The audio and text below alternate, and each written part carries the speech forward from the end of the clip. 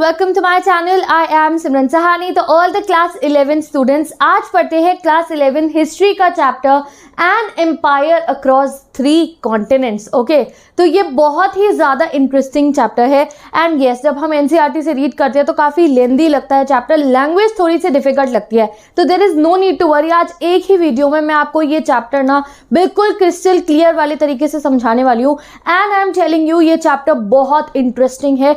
इस चैप्टर से हमें Roman empire, the great Roman empire के बारे में काफ़ी कुछ जानने को ना मिलने वाला है, ठीक है।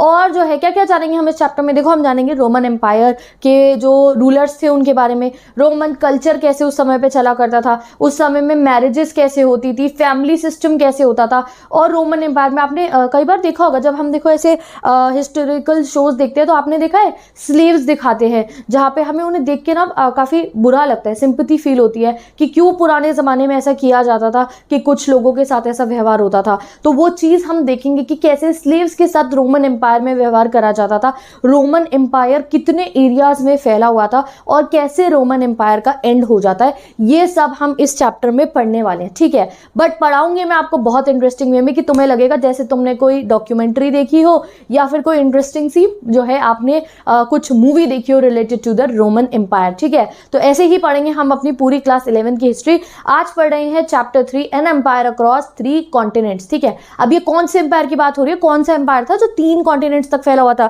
यही है हमारा रोमन एम्पायर, ठीक है। रोमन एम्पायर फैला था 3 कॉन्टिनेंट्स। इसमें हम थोड़ा थोड़ा रोमन एम्पायर का एक जो राइवल एम्पायर था ईरानियन एम्पायर, उसके बारे में भी थोड़ा थोड़ा पढ़ते रहेंगे एंड भैया बहुत बढ़िया सा चैप्टर है। शुरू करते हैं चैप्टर का डिटेल एक्सप्लेनेशन। तो अब मैं आपको नेक्स्ट स्लाइड पे लेकर चलती हूँ और जहां से हम अपना शुरू करते हैं एनसीईआरटी से चैप्टर एक्सप्लेनेशन। मैंने ज्यादातर एनसीईआरटी ही ऐड करी है यहाँ स्लाइड्स में, सो दैट अगर तुम एनसीईआरटी से दोबारा चैप्टर रीड खुद से करोगे तो तुम्हें एनसीईआरटी का एक एक शब्द का मतलब पता होगा। तो चलो अब जल्दी से शुरू करते हैं चैप्टर का एक्सप्लेनेशन एंड लेट्स स्टार्ट। तो let's see the Roman empire. तो भैया ये जो रोमन एम्पायर है ना, इसी को बोला गया है एन एम्पायर अक्रॉस 3 कॉन्टिनेंट्स। तो अगर एग्जाम में क्वेश्चन आ जाए कौन से एम्पायर की कही जा रही है कि कौन सा एम्पायर था जो 3 कॉन्टिनेंट्स में फैला हुआ था, तो वो था हमारा ये रोमन एम्पायर। और कौन से 3 कॉन्टिनेंट्स में फैला हुआ था, ये फैला हुआ था यूरोप में, वेस्ट एशिया में और नॉर्थ अफ्रीका में। यहाँ तक ये रोमन एम्पायर जो था उसकी बाउंड्रीज फैली हुई थी। तो आप खुद समझ सकते हो कि ये 3 कॉन्टिनेंट्स पे मिलकर राज कर रहा था रोमन एम्पायर। और आज के समय पे जब आप इन 3 कॉन्टिनेंट्स का सैर करने जाओगे तो आपको यूरोप का कल्चर डिफरेंट दिखेगा, नॉर्थ अफ्रीका की इस तरफ अगर आप जाओगे कल्चर डिफरेंट होगा, और ये वेस्ट एशिया वाला जो एरिया है यहाँ पे कल्चर आपको डिफरेंट दिखेगा। डेफिनेटली जैसे जैसे हम एक कंट्री से दूसरी कंट्री में ही जाते हैं तो हमें अलग कल्चर दिखने लग जाता है, अलग लैंग्वेज दिखने लग जाती है। वैसे ही यहाँ पे भी यही होता था कि भैया रोमन एम्पायर जब इसने इतने सारे कॉन्टिनेंट्स तक पे जो है राज कर रखा था तो Roman empire had mixed culture and languages, ठीक है। तो यही सब हम इस चैप्टर में आज जानेंगे कि कैसे मिक्स्ड लैंग्वेजेस कल्चर होती थी, कैसे अलग अलग लोग जो है जो रोमन एम्पायर के अंडर में रहा करते थे, ठीक है। तो चलो शुरू करते हैं चैप्टर का एक्सप्लेनेशन। अब आपको ये पता चल गया कौन से 3 कॉन्टिनेंट्स में रोमन एम्पायर था वो फैला हुआ था, ठीक है। अब रोमन एम्पायर ने काफी सदियों तक अच्छे तरीके से रूल करा। सेंचुरी में क्या होता है, ये जो रोमन एम्पायर है वो वेस्ट वाला जो एरिया था वहां पे गिरना शुरू हो जाता है। आपको पता है हमारी हिस्ट्री है ही ऐसी, एम्पायर्स जो है वो बिल्ट होते हैं और एम्पायर्स गिर जाते हैं, कोई नया रूलर आते हैं उनसे बगावत करते हैं, लड़ाई होती है, जंग होते हैं, वॉर होते हैं, वो एम्पायर गिर जाता है, नया एम्पायर आता है, कुछ समय बाद एक और एम्पायर बिल्ट हो जाता है। ऐसी हमारी हिस्ट्री चलती रहती थी। तो यही चीज़ जो है हम पढ़ेंगे कि कैसे एम्पायर अच्छा खासा इस्टेब्लिश था रोमन एम्पायर और कैसे रोमन एम्पायर एंड होता है। तो बाय द 5th सेंचुरी जो रोमन एम्पायर है वेस्ट एरिया से, क्योंकि ये तो इतने सारे कॉन्टिनेंट्स में फैला हुआ था 3 कॉन्टिनेंट्स में, तो वेस्ट वाले साइड से रोमन एम्पायर फॉल होना शुरू हो जाता है। बट जो ईस्टर्न हाफ था वहाँ ये प्रॉस्परस था। तो ये सब हम इस चैप्टर में जानने वाले हैं। आप शुरू करते हैं। सबसे पहले देखो, अब आप इतना कुछ रोमन एम्पायर के बारे में पढ़ने वाले हो तो हमें किसने बता दिया रोमन एम्पायर में ऐसा था, यहाँ यूफ्रेट्स रिवर के पास ये वाला टेरिटरी इनकी थी, ऑलिव ऑयल वहां से आ रहा था, ये सब हमें किसने बताया, ठीक है। तो हमें कौन बताते हैं, हमें सोर्सेज होती है। जब भी आपको हिस्ट्री का चैप्टर पढ़ोगे, अभी 12th में भी जब आप पढ़ोगे तो सबसे पहले हमें बताया जाता है कि भाई ये जो पढ़ रहे हो तुम कैसे भरोसा कर लो हाँ ये बात सच है, या तुम कैसे भरोसा करो कि हाँ ये हिस्ट्री की ही बात बात है। तो ये हम भरोसा इसलिए करते हैं क्योंकि हमारे पास सोर्सेज होती हैं जिनसे हमने ये पता लगाया है। अब वो क्या सोर्सेज होते हैं, इस पे एग्जाम में डायरेक्ट क्वेश्चन आता है कि पहले ये बताओ कि रोमन एम्पायर के बारे में जो इतनी नॉलेज तुमने पढ़ी है चैप्टर में, उसकी सोर्स क्या है, कहाँ से पता चली इस चैप्टर की नॉलेज। तो सोर्सेज बहुत सारी है रोमन एम्पायर के बारे में जानने के लिए। बेसिकली हमने उन सोर्सेज को 3 पार्ट्स में डिवाइड कर रखा है। एक है टेक्सचुअल रिसोर्सेज, यानी कि जो को टेक्स्ट मिले हैं हमारे को। दूसरी है डॉक्यूमेंट्स रिसोर्सेज, जो प्रॉपर डॉक्यूमेंट्स मिले गए हैं। एंड तीसरी है मटीरियल रिसोर्सेज। मटीरियल रिसोर्सेज में बिल्डिंग्स वगैरह आ जाती है जिनको देख के कह सकते हो अच्छा भैया ये रोमन एम्पायर के जमाने की बिल्डिंग है, ठीक है। तो इस तरीके से हमने सोर्सेज को डिवाइड कर रखा होता है। तो कितने टाइप्स की सोर्सेज के थ्रू हमने हिस्ट्री के बारे में जाना है रोमन एम्पायर की? 3 सोर्सेज यूजुअली हमारे पास होती है। पहली सोर्स होती है टेक्सचुअल अकाउंट्स, ठीक है, कि लिखत में अगर हमें कोई बात मिल जाए। दूसरी होती है डॉक्यूमेंट्स, यानी कि हमें कोई प्रॉपर डॉक्यूमेंट्स मिल जाए। और तीसरी होती है मटेरियल रिमेन्स, यानी कि कुछ हमने खुदाई करी जमीन में और नीचे से निकल के आया एक पॉट या फिर एक बर्तन या फिर एक कॉइन, वो मटेरियल रिमेन हमें दिख गया, अच्छा ये कॉइन है, अच्छा ये तो रोमन एम्पायर का कॉइन लग रहा है। ये इस तरीके से हम जो है अपनी हिस्ट्री के बारे में जान पाते हैं। तो हिस्टोरिकल सोर्सेस, हिस्टोरियंस को कैसे पता चला रोमन एम्पायर के बारे में? क्योंकि रोमन एम्पायर की तो हमारे पास रिच कलेक्शन है सोर्सेज की। 3 टाइप में हमने उन्हें डिवाइड कर दिया। पहली टेक्स्ट रिसोर्सेज है, दूसरी डॉक्यूमेंट है, तीसरी है मटेरियल रिमेन। अब टेक्स्ट रिसोर्सेज में क्या आता है? सबसे इंपॉर्टेंट टेक्स्ट रिसोर्सेज में आता है एनल्स। अब ये एनल्स क्या होता है? इसमें एग्जाम में डायरेक्ट क्वेश्चन आ सकता है। एनल्स देखो साल भर साल लिखे गए अकाउंट्स होते हैं जिनको कंटेम्प्रेरीज लिखा करते थे। कंटेम्प्रेरीज कौन? यानी कि जो उस साल में जिंदा थे ना, उन्होंने इन चीज़ों को लिखा होगा और उस साल में जो हुआ उन्होंने लिख दिया। फिर अगला कंटेम्प्रेरी आया, उसके साल में जो हुआ उसने वो लिख दिया और वो सब हमारे को जो है मिल गए। तो ये होता है एनुअल। साल भर साल जो कुछ भी हो रहा था कंटेम्प्रेरीज के द्वारा लिखत में हमारे पास है, वो एक बहुत बड़ा सोर्स होता है हिस्ट्री के बारे में जानने का, ठीक है। और कोई पुराने ज़माने के लेटर्स हमें मिल गए, स्पीचेस मिल गई, सरमन्स मिल गए या लॉज मिल गए, ये होती है टेक्सचुअल रिसोर्सेज। सामने लिखत में है हमारे पास चीज़ें। दूसरे होते हैं डॉक्यूमेंट, कि हमें प्रॉपर कोई डॉक्यूमेंट मिल जाए। डॉक्यूमेंट्स में 2 आते हैं, इंस्क्रिप्शंस और पपायरस। इंस्क्रिप्शंस आपने पढ़ा हुआ है, यानी कि जो स्टोन के ऊपर कार्विंग करके लिखा जाता था। अब रोमन एम्पायर में इंस्क्रिप्शंस पे कार्विंग कौन सी लैंग्वेज में होती थी? ग्रीक में या लैटिन में। तो ये एग्जाम के लिए इंपॉर्टेंट है कि रोमन एम्पायर की जो इंस्क्रिप्शन मिली है कौन सी लैंग्वेज की है, या तो ग्रीक की है या फिर लैटिन की है। 1 मार्कर क्वेश्चन, सब बताती रहूंगी, मेंशन करते रहना। दूसरा डॉक्यूमेंट हमारे पास कौन सा था? पपायरस। अब ये क्या होता है पपायरस?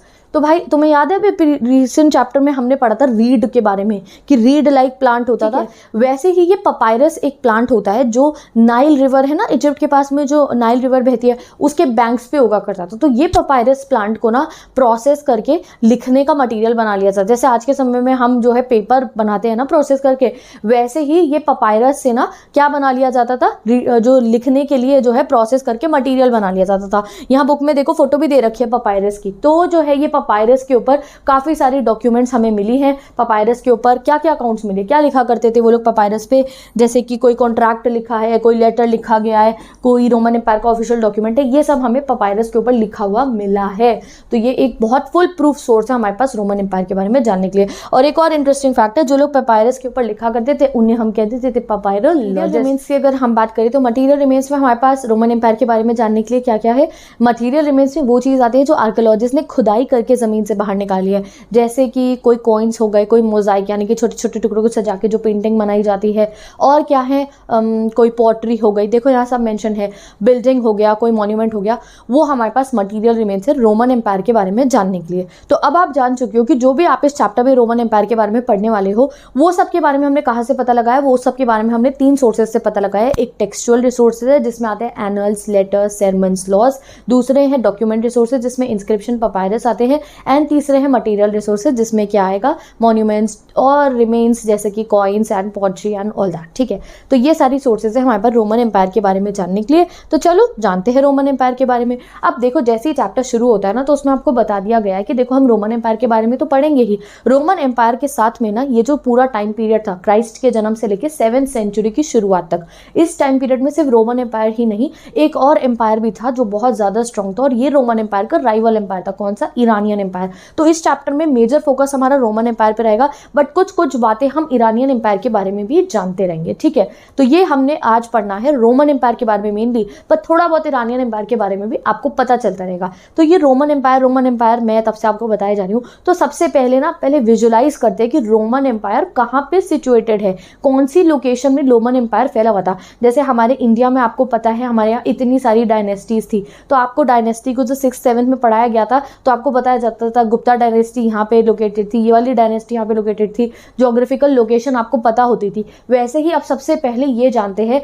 कि ये जो रोमन एम्पायर था ये ज्योग्राफिकली अगर हम मैप पे चेक करें तो कौन कौन से एरियाज में रोमन एम्पायर फैला हुआ था। तो सबसे पहली चीज़ तो आप मुझे सिंपली बता दोगे कि आपको पता है दीदी रोमन एम्पायर कहाँ कहाँ फैला हुआ था। कैसे बताओगे आप मुझे? रोमन एम्पायर 3 कॉन्टिनेंट्स में फैला हुआ था, यूरोप का हिस्सा, नॉर्थ अफ्रीका का हिस्सा और वेस्ट एशिया का हिस्सा, यानी कि फर्टाइल क्रेसेंट को भी रोमन एम्पायर कवर कर रहा था। बट और अच्छे से डिटेल में अकाउंट जानते हैं, मैप में से देखते हैं कि कैसे ये रोमन एम्पायर जो था वो पूरा का पूरा फैला हुआ था, ठीक है। तो ये रोमन एम्पायर ना जैसे कि नॉर्थ और जो है हमारा ये नॉर्थ अफ्रीका का हिस्सा और साथ ही के साथ ये वाला हिस्सा कौन सा, यूरोप का हिस्सा, दोनों को कवर कर रहा था।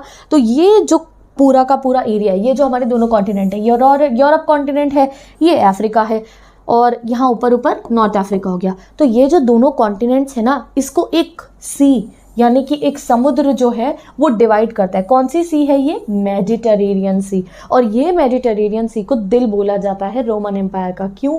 क्योंकि देखो ये भी रोमन एम्पायर, ये भी रोमन एम्पायर, बीच में आ गई मेडिटेरेनियन सी, इसलिए इसको रोमन एम्पायर का दिल बोल दिया जाता है। क्योंकि ये जो सी थी मेडिटेरेनियन सी, ये इन दोनों एम्पायर्स के जोड़ने के लिए, ये दोनों कॉन्टिनेंट्स का ये कनेक्शन बनाने के लिए रोमन एम्पायर में ये एक चैनल की तरह प्रोवाइड करती थी। इतने सारे एरियाज, यहाँ पे ट्रेड लिंक बनाना हो, कुछ भी करना हो, तो ये मेडिटेरेनियन सी बहुत इंपॉर्टेंट साबित होती थी रोमन एम्पायर के लिए। मेडिटेरेनियन सी, तो ये जो मेडिटेरेनियन सी है इसको 1 मार्कर के लिए याद रखना है, इसे दिल बोला जाता है रोमन एम्पायर का। तो पूरा रोमन एम्पायर कहाँ तक फैला हुआ था?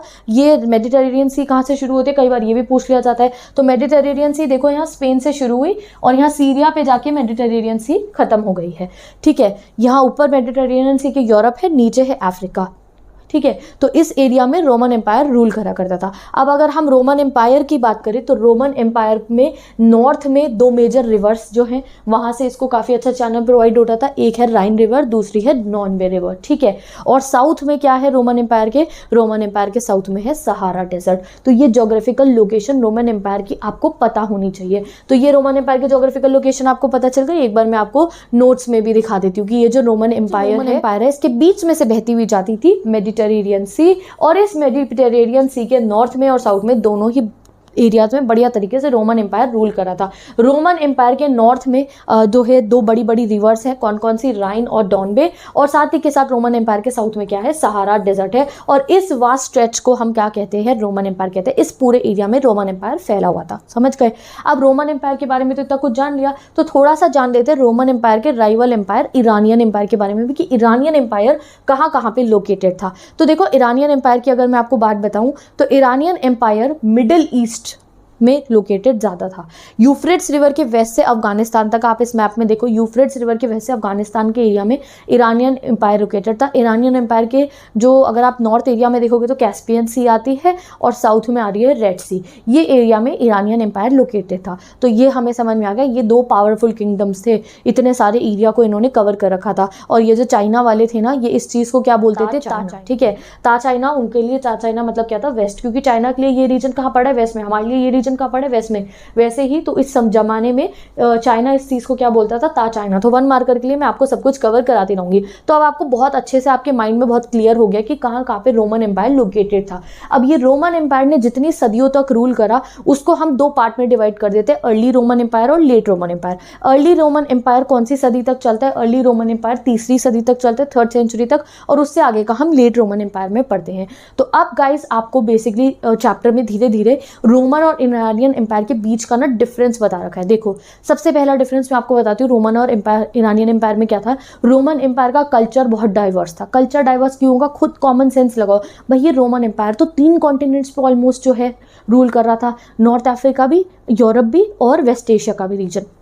तो जब कोई इतने 3 कॉन्टिनेंट्स पे रूल करेगा तो कल्चर का डिफरेंस तो होना ही था। तो जो ये रोमन एम्पायर था वहाँ कल्चर डिफरेंट था। ईरानियन एम्पायर में कल्चर इतना डिफरेंट नहीं था, वहाँ ज़्यादातर ईरानियंस ही रहा करते थे। रोमन एम्पायर में जब कल्चर डिफरेंट होता है तो लैंग्वेज भी डिफरेंट। आप इंडिया में देख लो कितनी कल्चर है, कितनी लैंग्वेज है, ऐसे ही रोमन एम्पायर में था, कल्चर के साथ साथ में अलग अलग भाषाएं भी बोली जाती थी। ईरानियन एम्पायर में इतनी नहीं थी। और क्या डिफरेंस था, इनकी लोकेशन का डिफरेंस आप मेंशन कर सकते हो एग्जाम में क्वेश्चन आए तो, और साथ ही के साथ इनकी आर्मी को लेकर भी एक इनका डिफरेंस होता था जो आगे आपको पढ़ा देंगे। तो अब देखते हैं डिफरेंस हम रोमन और ईरानियन एम्पायर का। तो सबसे पहला डिफरेंस मैंने आपको बता दिया कि रोमन एम्पायर कल्चरली बहुत ज़्यादा डाइवर्स था। ईरानियन एम्पायर में मेजर 2 डायनेस्टीज आती हैं और इन्होंने ज़्यादातर ईरानियंस को ही रूल करा, ऐसा कोई डाइवर्स कल्चर को इन्होंने रूल नहीं करा था। तो ईरानियन एम्पायर में कौन सी 2 मेजर डायनेस्टीज आती हैं, पहली है पार्थियंस और दूसरी है ससानियंस। ठीक है, अब जब मैंने आपको ईरानियन एम्पायर की लोकेशन दिखाई थी तो मैंने आपको ये दोनों डायनेस्टीज को दिखाया था, आपने मैप पे देखा ये दोनों डायनेस्टीज लोकेटेड थी। ईरानियन एम्पायर में 2 मेजर डायनेस्टीज ने रूल करा था, पार्थियंस और ससानियंस। ठीक है,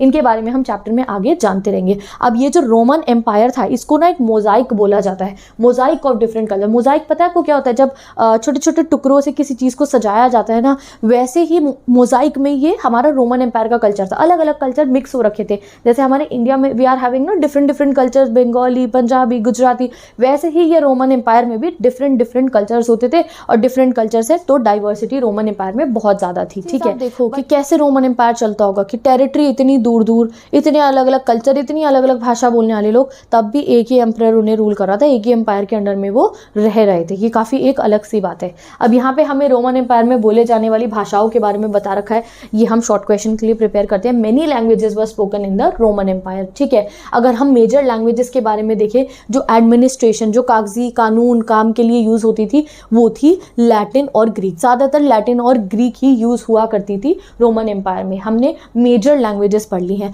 अपर क्लास जो होते थे ईस्ट के, रोमन एम्पायर का जो ईस्टर्न एरिया है, अपर क्लास जो वहाँ के होते थे वो ग्रीक में लिखा करते थे और ग्रीक बोला करते थे, और जो वेस्ट के थे वो लैटिन में ज़्यादा लैटिन को यूज़ करते थे। तो ये समझ में आ गया, जो रोमन एम्पायर का ईस्टर्न एरिया है वहाँ के अपर क्लास ग्रीक बोलते थे, वेस्टर्न एरिया के लैटिन बोलते थे। और लैंग्वेज का डिवीजन हो रखा था रोमन एम्पायर में। पर भैया कितनी भी लैंग्वेजेस बोल लो, कितने भी कल्चर फॉलो कर लो और कितनी वास्ट टेरिटरी कर लो, ये जितने भी लोग थे ये सब एक ही एम्पायर के अंडर में रह रहे थे, वो था रोमन एम्पायर। तो यहाँ से आपने देख लिया कितना वास्ट कल्चर और लैंग्वेज का डिफरेंस था रोमन एम्पायर में। तो अब एक बार चेक कर लेते हैं रोमन और ईरानियन एम्पायर का एक प्रॉपर डिफरेंस, क्योंकि एग्जाम में डायरेक्ट क्वेश्चन में आ सकता है। रोमन और ईरानियन एम्पायर का डिफरेंस, सबसे पहले यहाँ हमने लोकेशन बता दी है, ईरानियन एम्पायर की लोकेशन, और ये रही रोमन एम्पायर की लोकेशन। ठीक है, उसके बाद आप बता दोगे इनकी कौन सी डायनेस्टी ने कैसे पीपल को रूल करा। इन्होंने मेजर ईरानियन को रूल करा। रोमन एम्पायर की जो पॉपुलेशन थी वो बहुत डाइवर्स थी। फिर आप यहाँ रोमन एम्पायर की लैंग्वेज बता सकते हो। लास्ट डिफरेंस हम आर्मी का बनाएंगे। आर्मी का जो डिफरेंस है वो अभी आगे वाले टॉपिक से आपको समझ में आ जाएगा कि जो ईरानियन एम्पायर है वहाँ की आर्मी अलग होती थी, रोमन एम्पायर की जो आर्मी होती थी वो अलग होती थी। ठीक है, तो यहाँ पे गाइज आपने काफ़ी सारे चैप्टर की इंपॉर्टेंट चीज़ें समझ ली है। अब हम चलते हैं रोमन एम्पायर की हिस्ट्री को और अच्छे से स्टडी करते हैं। देखो, रोमन एम्पायर में काफ़ी चेंजेस आए और वो चेंजेस कौन लेकर आया था ये अब हम इस टॉपिक में समझने वाले हैं। So let us start this topic. So now let's discover more about this Roman empire. अब ये जो रोमन एम्पायर था यहाँ पे ना चेंजेस आए। कैसे चेंजेस आए? देखो, पहले रोमन एम्पायर कैसे चलता था, रिपब्लिक की फॉर्म में चलता था, रिपब्लिक की फॉर्म में। फिर ये रोमन एम्पायर बन जाता है प्रिंसिपेट। तो ये जो चेंज आया था ये कौन लेकर आया था ये हम समझेंगे इस टॉपिक में। और ये रिपब्लिक क्या होता था पहले ये समझो ना, तभी तो समझ में आएगा कि चेंज कैसे आया था। तो पहले कौन से टाइमलाइन की बात हो रही है, ये 509 BC से 27 BCE तक रोमन एम्पायर में रिपब्लिक रूल चलता था, यानी कि रोमन एम्पायर एक रिपब्लिक के फॉर्म में एग्जिस्ट करता था। अब रिपब्लिक सिस्टम में क्या होता है, गवर्नमेंट कौन चलाती थी, सेनेट चलाती थी। Senate, now what is senate, direct question आ सकता है आपके एग्जाम में। तो सेनेट एक बॉडी होती थी, यानी कि ग्रुप ऑफ सिटीजन्स होते थे जो बहुत ज़्यादा अमीर फैमिलीज को बिलोंग करते थे। यूजुअली जो नोबिलिटी के लोग होते थे ना, अमीर अमीर लोग, वो मिलकर गवर्नमेंट बना के गवर्नमेंट चलाया करते। जैसे आज के समय में हमारी पार्लियामेंट होती है ना, वैसे ही आप समझ लो कि बहुत अमीर अमीर लोगों ने पार्लियामेंट बना रखी थी और वो रिपब्लिक्स चलाते थे रोम में। ठीक है, बट ये जो सेनेट या अमीर लोगों की जो पार्लियामेंट चल रही होती थी, इसको क्या हुआ, इसको आके एंड कर देता है कौन, जूलियस सीजर का अडॉप्टेड बेटा, जिसका नाम क्या था, ऑक्टावियन, जिसने अपना नाम बाद में ऑगस्टस रख लिया था। कब करा उसने ये, 27 BCE में उसने इस सेनेट सिस्टम को एंड कर दिया, उसने रिपब्लिक सिस्टम को एंड कर दिया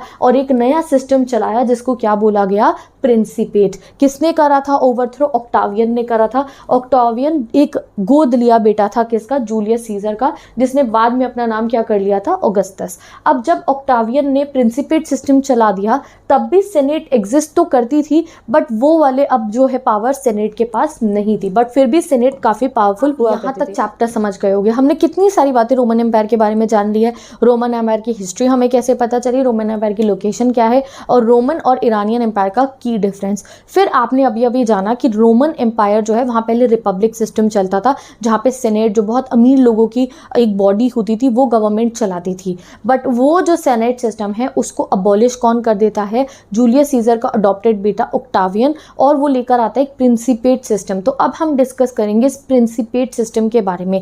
तो वैसे तो प्रिंसिपेट सिस्टम में जो ऑक्टावियन था, या फिर आप कह सकते हो ऑगस्टस जब उसने अपना नाम रख लिया, ये प्रिंसिपेट सिस्टम 27 BCE से स्टार्ट हो जाता है। इसमें सोल रूलर यानी कि बिल्कुल ही पूरी पावर वाला रूलर ये ही होता था, ऑक्टावियन ही होता था। जो रूलर है उसी पे सारी पावर होती थी।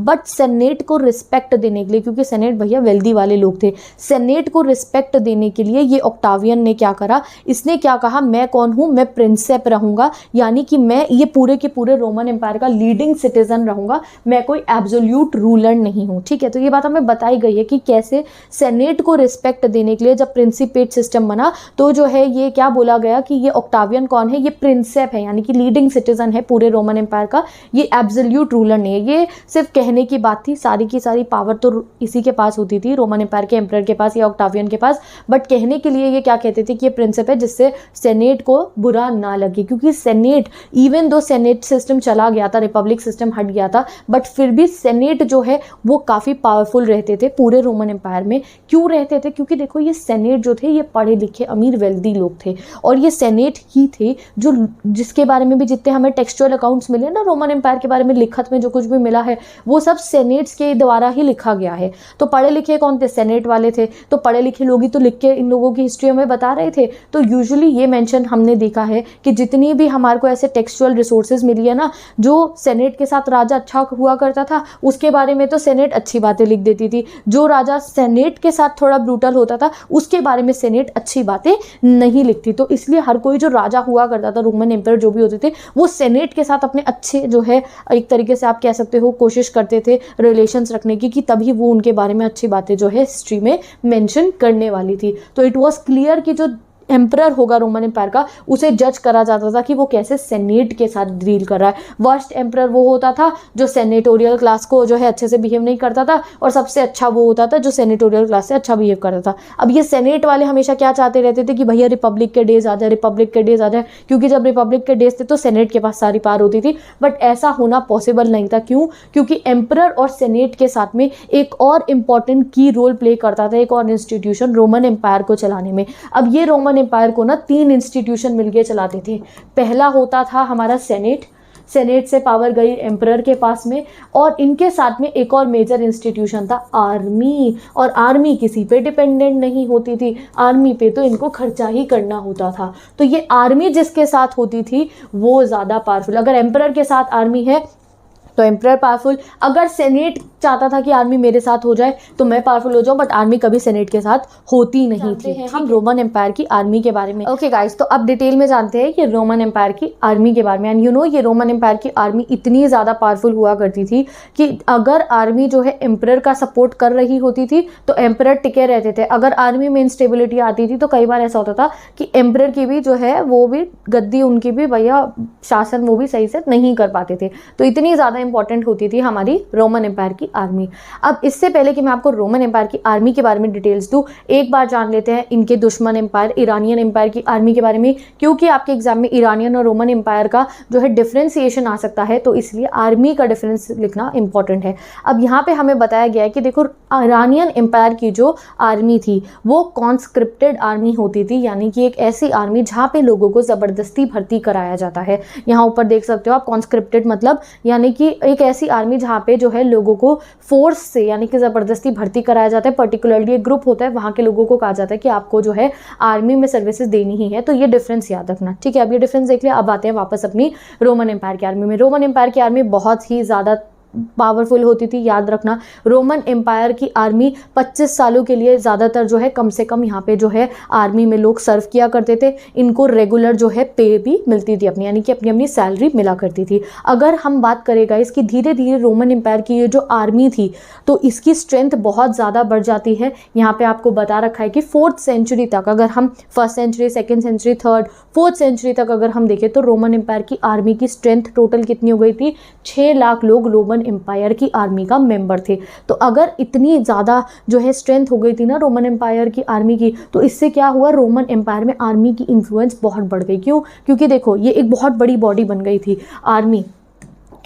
वैसे क्या होता है एम्पायर में, ये लोकल सिटीजन्स हो गए, कुछ सेनेटर्स थे। अब ये आर्मी बहुत पावरफुल, एक तो आर्मी वाले एक तो वैसे ही बहुत ज़्यादा पावरफुल होंगे, ऊपर से इनकी स्ट्रेंथ भी बहुत बढ़ रही थी। तो इसलिए आर्मी इतनी पावरफुल हो गई थी आने वाले समय में कि कई बार जो एक एम्परर का फेट था कि राजा टिकेगा या नहीं, वो एक आर्मी की स्टेबिलिटी पर डिपेंड करता था कि आर्मी उनका साथ दे रही है या फिर नहीं दे रही है। अब आर्मी और एम्परर के बीच का तो आपने रिलेशनशिप देख लिया कि जो है एम्परर को आर्मी को खुश रखना पड़ता था। कई बार ऐसा होता था कि आर्मी जो है अपनी बेटर वेजेस के लिए, कि हमें अच्छी वेजेस चाहिए, हमें अच्छी सिक्योरिटी चाहिए, हमें अच्छी वर्किंग कंडीशन चाहिए, अच्छी वेजेस अच्छी सिक्योरिटी कंडीशंस के लिए म्यूटिनी यानी कि बगावत लॉन्च कर देते थे। कई बार ऐसा होता था, इस वजह से पूरे एम्पायर में इंस्टेबिलिटी आ जाती थी। तो ये हो गया आर्मी और एम्परर के बीच का रिलेशन। अब देखते हैं जो सेनेट था, जिसके पास से उसकी सारी पावर छिन गई थी, जो रिपब्लिक में इतनी पावर वो उनके पास होती थी। अब ये सेनेट और आर्मी के बीच में कैसा रिलेशन था? तो भैया ये जो सेनेट वाले थे ये आर्मी से डरते भी थे और आर्मी से नफरत भी करते थे। आर्मी से डरते इसलिए थे क्योंकि आर्मी बहुत वायलेंट होती थी, आर्मी कभी भी जो है वायलेंस स्टार्ट कर देती थी, क्या कह के कि हमें बेटर वेजेस चाहिए, ऑल दैट, म्यूटिनी लॉन्च कर देती थी, माहौल जो है बिल्कुल अनस्टेबल हो जाता था, इसलिए सेनेट डरती थी। दूसरा, उसे पसंद क्यों नहीं करती थी आर्मी को सेनेट? क्योंकि 3rd सेंचुरी से अभी आप पढ़ोगे 3rd सेंचुरी में क्राइसिस आते हैं, बहुत सारा वॉरफेयर हो जाता है, पूरा का पूरा रोमन एम्पायर में वॉर्स लड़ने शुरू हो जाते हैं। तो 3rd सेंचुरी में आर्मी के ऊपर खर्चा बहुत बढ़ जाता है। अब आर्मी पे, मिलिट्री पे खर्चा करना है तो उसमें क्या हुआ, गवर्नमेंट को बहुत टैक्स लगाने पड़े। तो इसलिए सेनेट को जो है आर्मी से नफरत थी। बट उनकी नफरत या उनको पसंद करना कुछ जो है सेनेट नहीं कर सकती थी, क्योंकि आर्मी बहुत ज़्यादा पावरफुल हुआ करती थी। इवन एक जो है इंडिविजुअल एम्परर की सक्सेस आर्मी पे डिपेंड करती थी। अगर आर्मी में इंस्टेबिलिटी आ जाए तो सिविल वॉर हो जाता था, पूरा दंगे हो जाते थे, रिवोल्ट हो जाते थे, तो उससे एम्पायर में इंस्टेबिलिटी आ जाती थी। वैसे अगर हम देखें तो पहली जो 2 सेंचुरीज रही थी, फर्स्ट सेंचुरीज थी, यहाँ पे सिविल वॉर नहीं हुए, यानी कि आर्मी बहुत शांति से रह रही थी, ठीक है, बिल्कुल नॉर्मल अच्छी सिचुएशन चल रही थी। बट एक ईयर है जिसको आपको याद रखना है इसमें, 69 CE। ये जो ईयर था गाइस, इसको नटोरियस ईयर बोला जाता है। क्यों बोला जाता है? क्योंकि इस ईयर में 4 एम्परर जल्दी जल्दी अपनी थ्रोन्स पे आए थे, यानी कि एक के बाद एक एम्परर जो है वो बदलते रहे। तो वैसे तो 1st सेंचुरी में आया ना ये 69 CE, वैसे 1st सेंचुरी स्टेबल थी, बट ये वाला जो टाइम था उसमें जो है 69 CE को नटोरियस ईयर बोला जाता है। ये 1 मार्कर क्वेश्चन है, नटोरियस ईयर याद रखना, ठीक है। तो यहाँ आपको आर्मी का समझ में आ गया। अगर हम ओवरऑल देखें तो रोमन एम्पायर के 3 मेन प्लेयर थे, एक आर्मी, एक सेनेट, एरिस्टोक्रेसी मतलब सेनेट, और तीसरा एम्परर होते थे, ठीक है। और एक एम्परर की सक्सेस किस पे होती थी कि वो कैसे अपनी आर्मी को कंट्रोल करे। अगर आर्मी डिवाइड हो जाती थी तो सिविल वॉर, इंस्टेबिलिटी, फिर एम्परर बदलते रहते थे। ये पूरा सीन चलता रहता था रोमन एम्पायर में, ठीक है। अब आगे बढ़ते हैं गाइस, और ये जानते हैं कि भैया रोमन एम्पायर का राजा जो है वो कैसे चुना जाता था, कैसे माना जाता था कि कौन गद्दी पे बैठेगा, सक्सेशन टू थ्रोन, कौन बैठेगा गद्दी पे। तो अभी आपने पढ़ते हुए आए हो कि जो है जूलियस सीजर का एक अडॉप्टेड बेटा जिसका नाम था ऑक्टावियन, वो गद्दी पे बैठ जाता है और 27 BCE में प्रिंसिपेट सिस्टम चला देता है। तो कौन बैठा? उनका बेटा बैठा ना। कौन सा बेटा? अडॉप्टेड सन। तो ऐसे ही होता था, या तो राजा का नेचुरल बेटा, ठीक है, या फिर अडॉप्टेड बेटा जो है गद्दी पे बैठा करता था। तो बेसिकली जो है फैमिली वाले ही जो है आगे जो है थ्रोन पे आके बैठते थे, फैमिली डिसेंट पे चलता था। और आर्मी भी इस चीज़ को सपोर्ट करती थी, क्योंकि जो है वो भी इस चीज़ को करती थी, ठीक है भैया, राजा का बेटा जो भी आपको फैमिली में अपना लग रहा है, या अडॉप्टेड बेटा जिसको तुम्हें बिठाना है जो है गद्दी पे बिठा दो, वो भी आर्मी पे पूरा इस चीज़ को सपोर्ट किया करती थी। अब एक बार जरा देख लेते हैं रोमन एम्परर्स के बारे में, कौन कौन से रोमन एम्परर्स आते हैं हमारे। सबसे पहले हमने देख लिया गया, ये ऑगस्टस जी आ गए थे हमारे, जिनको ऑक्टावियन भी कह सकते हो आप। ऑगस्टस जी के बाद, ठीक है, इनका एक अडॉप्टेड बेटा था, वो थ्रोन पे आता है, जिनका नाम क्या था, तिबेरियस। ठीक है, ऑगस्टस के बाद आते हैं तिबेरियस, अडॉप्टेड सन थे तिबेरियस। तो अगर आ जाए तिबेरियस, क्या उनके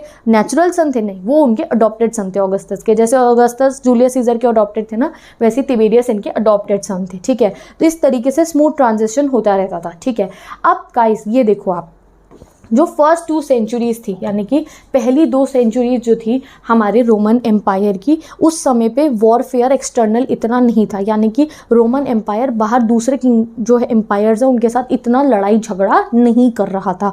क्यों नहीं कर रहा था? देखो, लड़ाई झगड़ा कब होता है, अपनी जो है दिमाग लगाओ, रोमन एम्पायर लड़ाई कब करेगा? ये इतना बड़ा रोमन एम्पायर फैला हुआ है मेडिटरेनियन सी के, ये ऊपर नीचे, ये यहाँ पे रोमन एम्पायर फैला हुआ है। वॉर कब होता है? जब कोई एम्पायर अपनी टेरिटरी को एक्सीड करता है या कोई उनकी टेरिटरी पे हमला करता है। बट ये फर्स्ट 2 सेंचुरीज में इतना ज़्यादा रोमन एम्पायर का वॉरफेयर नहीं हुआ। क्यों? क्योंकि रोमन एम्पायर ने अपनी टेरिटरीज को एक्सीड नहीं करा। एक्सपेंशन रोमन एम्पायर ने क्यों नहीं करा और ज़्यादा आगे तक? क्योंकि इन्हें ज़रूरत ही नहीं थी, इतना एरिया तो ऑलरेडी रोमन एम्पायर पे था, क्यों भैया आगे एक्सपेंशन करे? इसीलिए जो है स्टार्टिंग की 2 सेंचुरीज में जो है एक्सटर्नल वॉरफेयर नहीं था और एक्सपेंशन भी ज़्यादा नहीं हुआ। एक्सपेंशन भी ज़्यादा क्यों नहीं हुआ? क्योंकि जब ऑगस्टस थे, ऑगस्टस के टाइम पे इतनी सारी टेरिटरी थी। ऑगस्टस के बाद तिबेरियस आए, तिबेरियस को अपने पिताजी से इतनी सारी टेरिटरी रूल करने के लिए मिली थी, तो इन लोगों ने ज़्यादा ना वो नहीं करा कि भैया आगे के भी ज़रा हमें हथियाने हैं। उन्होंने इतना सारा जो है इलाके हमें पूरे के पूरे अपने कब्जे में लेने, इन्होंने इतना एक्सपेंशन नहीं करा। तो इसीलिए जो है ऑगस्टिन की एज को पूरे के पूरे रोमन एम्पायर में पीस की एज की तरह याद करा जाता है कि शांति की एज थी। इसमें जो है बाहर की तरफ से भी कोई ज़्यादा एक्सटर्नल वॉरफेयर नहीं हुआ और इवन जो है सोसाइटी के अंदर भी, यानी कि रोमन एम्पायर के अंदर भी जो है मिलिट्री वाइज देख लो या इंटरनल अगर हम पॉलिटिक्स एडमिनिस्ट्रेशन देखें तो सब बहुत पीसफुली चल रहा था। इसलिए ऑगस्टिन एज को एक पीसफुल एज भी बोला जाता है। बस जो है अगर हम देखें, जो अगर हम बात करें ना ये फर्स्ट 2 सेंचुरीज की, बस जो ट्राजन थे इन्होंने जो है एक बार एक्सपेंशन करने की कोशिश करी थी यूफ्रेट्स रिवर की टेरिटरीज के पास में, बट इनकी ये जो एक्सपेंशन था इसको फ्रूटलेस बोला जाता है, यानी कि इसका कोई फायदा नहीं हुआ क्योंकि आगे चल के जो कुछ भी एरिया इन्होंने एक्सपैंड करा था वो इनके सक्सेसर से छिन जाता है, इसलिए इसको बोला जाता है ट्राजन का फ्रूटलेस एक्सपेंशन। वैसे अगर हम पहली 2 सेंचुरीज की बात करें तो पहली 2 सेंचुरीज में ज़्यादा एक्सपेंशन भी नहीं हुआ, ज़्यादा वॉर भी नहीं हुआ, इसलिए ऑगस्टिन की एज को पीसफुल एज बोला जाता है। ठीक है, अब जब हम इतना रोमन एम्पायर की टेरिटरीज के बारे में समझ ही रहे हैं तो ये समझो कि रोमन एम्पायर अगर अपनी टेरिटरी को एक्सीड करता था तो करता कैसे था। ठीक है, अब रोमन एम्पायर में 2 तरीके की जगह होती थी। ठीक है, एक तो रोमन एम्पायर की प्रोविंस होती थी, प्रोविंस मतलब रोमन एम्पायर की स्टेट जो रोमन एम्पायर का हिस्सा थी। यहाँ पे रोमन एम्पायर टैक्सेस लगाते थे, रोमन एम्पायर को यहाँ से टैक्स मिलता था और उससे पूरा रोमन एम्पायर चलता था। तो एक तो प्रोविंस होती थी, प्रोविंस को छोड़ के दूसरे होते थे रोमन एम्पायर के डिपेंडेंट किंगडम्स। कौन से किंगडम? डिपेंडेंट। डिपेंडेंट वर्ड से समझ जाओ कि ये किसी ना किसी तरीके से रोमन एम्पायर पे डिपेंड करेंगे। अब कैसे डिपेंड होते थे? देखो, ये इंडिविजुअल किंगडम होते थे, लोकल किंगडम। ये रोमन एम्पायर है, एक ऐसे ही ना हाइपोथेटिकल अपने दिमाग में सोचो, ये पूरा रोमन एम्पायर है, इसके पास में एक छोटा सा किंगडम है। ठीक है, यहाँ पे किंगडम का किंग अपना रूल कर रहा है और ये रोमन एम्पायर का डिपेंडेंट किंगडम है। अब इस सीन में क्या होता था? डिपेंडेंट किंगडम में रोमन एम्पायर इस किंगडम को क्या कहता था कि ठीक है तुम अपना रूल कर लो, तुम अपना किंगडम चला लो, एंड इन रिटर्न ये डिपेंडेंट किंगडम रोमन एम्पायर को सपोर्ट करता था, यानी कि कभी रोमन एम्पायर के खिलाफ नहीं जाएगा और रोमन एम्पायर को बहुत अच्छे से सपोर्ट किया करता था। तो ये डिपेंडेंट किंगडम्स होते थे रोमन एम्पायर के ईस्ट में भी, नियर ईस्ट में भी और वेस्ट में भी बहुत सारे ऐसे डिपेंडेंट किंगडम्स रोमन एम्पायर के थे। ठीक है, अब धीरे धीरे रोमन एम्पायर ने क्या करना शुरू कर दिया कि जो रोमन एम्पायर की ये डिपेंडेंट किंगडम्स थे उनको भी जो है स्वैलो, लिखा है बुक में स्वैलो मतलब उनको भी हड़पना, उनको भी जो है कब्जाना शुरू कर देते हैं। अब कौन से वाले एरिया के जो है ये डिपेंडेंट किंगडम कब्जा पाते हैं? ज़्यादातर ये वेस्ट के। ठीक है, नियर ईस्ट के भी ये करना चाहते थे। नियर ईस्ट कौन सा हुआ? रोमन एम्पायर का नियर ईस्ट कौन सा होगा? मैप सोचो रोमन एम्पायर का। रोमन एम्पायर के ईस्ट में कौन सी हुई? ये सीरिया, पैलेस्टाइन, मेसोपोटामिया वाली जगह ना, ये आती है रोमन एम्पायर का नियर ईस्ट। रोमन एम्पायर के नियर ईस्ट में भी बहुत किंगडम थे, डिपेंडेंट किंगडम, बट उनको इतना नहीं कैप्चर कर पाया था रोमन एम्पायर। बट जो ये थे इधर वाले वेस्ट वाले यूफ्रेट्स रिवर की वेस्ट साइड पे जो थे, उनको रोमन एम्पायर ने काफ़ी सारे किंगडम्स को स्वेलो कर लिया था, यानी कि भैया अब तुम हो गए रोमन एम्पायर का हिस्सा, अब तुम हमारी प्रोविंस बन गए हो। जैसे कि एक किंगडम का आपको एग्जाम्पल भी दे रखा है, बहुत ही अमीर किंगडम था ये, हेरोड्स किंगडम। ये किंगडम इतना अमीर था कि इसकी जो इनकम जो जनरेट होती थी, अगर आप मानो तो वो कितनी बता रखी है, 5.4 मिलियन दिनारी पर ईयर। एक जैसे जीडीपी कैलकुलेट करते हैं ना हम आज के समय पे हर कंट्री का, वैसे आप मानो इस किंगडम का जीडीपी कितना था, 5.4 मिलियन दिनारी। अब दिनारी क्या होता है, दिनारी एक जो है एक तरीके से आप कह सकते हो रोमन एम्पायर का एक सिल्वर कॉइन होता था, सिल्वर का सिक्का, ठीक है, चांदी का सिक्का, और इस सिक्के में 4.5 ग्राम प्योर चांदी होती थी, ठीक है। और अब ऐसे अगर आप देखो तो 5.4 मिलियन दिनारी मतलब ऑलमोस्ट 1,25,000 किलो सोने की वैल्यू का जो है आप कह सकते हो जनरेशन यील्ड करता था ये हेरोड का किंगडम, और इस हेरोड के किंगडम को स्वैलो कर लेता है रोमन एम्पायर। तो इस तरीके से रोमन एम्पायर अपनी टेरिटरीज को एक्सपैंड करता था, डिपेंडेंट किंगडम को भी अपने एरिया में लेकर उनको प्रोविंसेस बना के, ठीक है।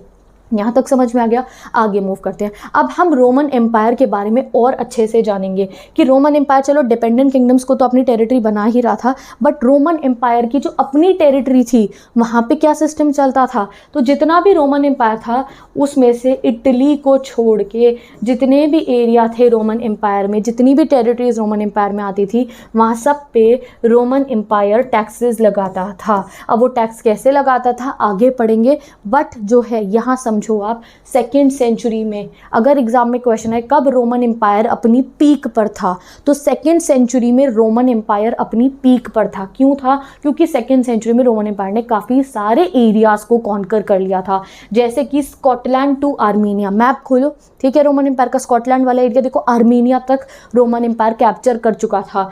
यहाँ सहारा डेजर्ट के भी काफ़ी सारे एरियाज यहाँ पे रोमन एम्पायर ने कैप्चर कर लिए थे। यूफ्रेट्स रिवर के आसपास के भी बहुत एरिया और उससे आगे तक के भी रोमन एम्पायर ने सेकेंड सेंचुरी में कैप्चर कर लिए थे। तो सेकेंड सेंचुरी में रोमन एम्पायर अपनी पीक पे था। रोमन एम्पायर की बहुत सारी प्रोविंसेस थी, वहाँ से बहुत सारा टैक्स इकट्ठा होता था।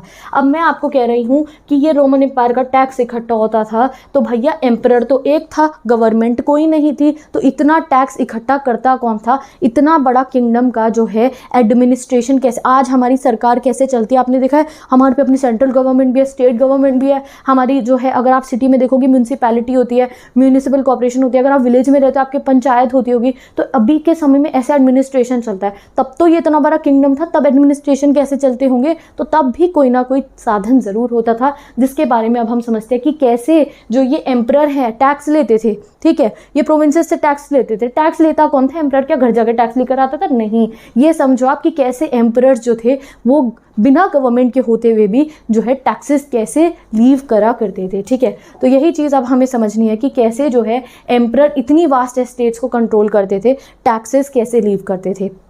तो इसका बहुत सिंपल सा आंसर है कि ये जो हमारे जो है एम्परर हैं, देखो एम्परर तो एक जगह बैठा है ना, बाकी इतने बड़े किंगडम को कैसे एम्परर संभालेगा? तो एम्परर्स ने क्या कर रखा था? अर्बनाइजेशन कर रखा था एम्पायर का, यानी कि अपने एम्पायर में अर्बन सेंटर्स बना रखे थे। अर्बन सेंटर्स के बारे में हमने रिसेंट चैप्टर में भी पढ़ा था।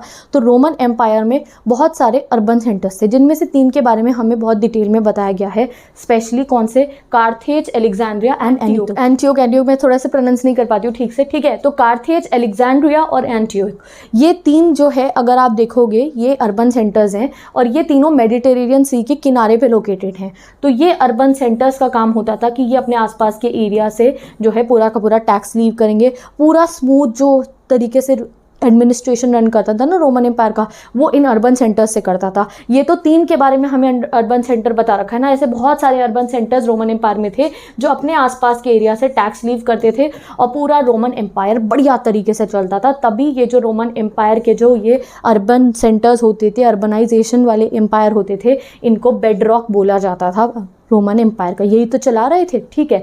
अब देखो गाइस, अभी आपको ये समझ में आ गया कि रोमन एम्पायर में अर्बन सेंटर्स बने हुए थे, यानी कि जो सिटीज़ को एज अर्बन सेंटर्स मार्क कर दिया जाता था, वो अपने आसपास के एरिया को पूरा का पूरा अच्छे से उनका अर्बनाइजेशन हो जाती थी तो वो पूरा अच्छे से स्मूथली रन करता था सिस्टम। एम्पायर की कोई सिटी हो, कोई प्रोविंस हो, कंट्री साइड हो, हर जगह से रोमन एम्पायर जो है टैक्सेस लीव करता था। तो भैया ये जानते हैं ये टैक्सेस एक्चुअली में अवेल करता कौन था, ये जो है टैक्सेस कौन लेता था, लोगों से जाके टैक्स कौन लेता था, ये अब हमें समझना है।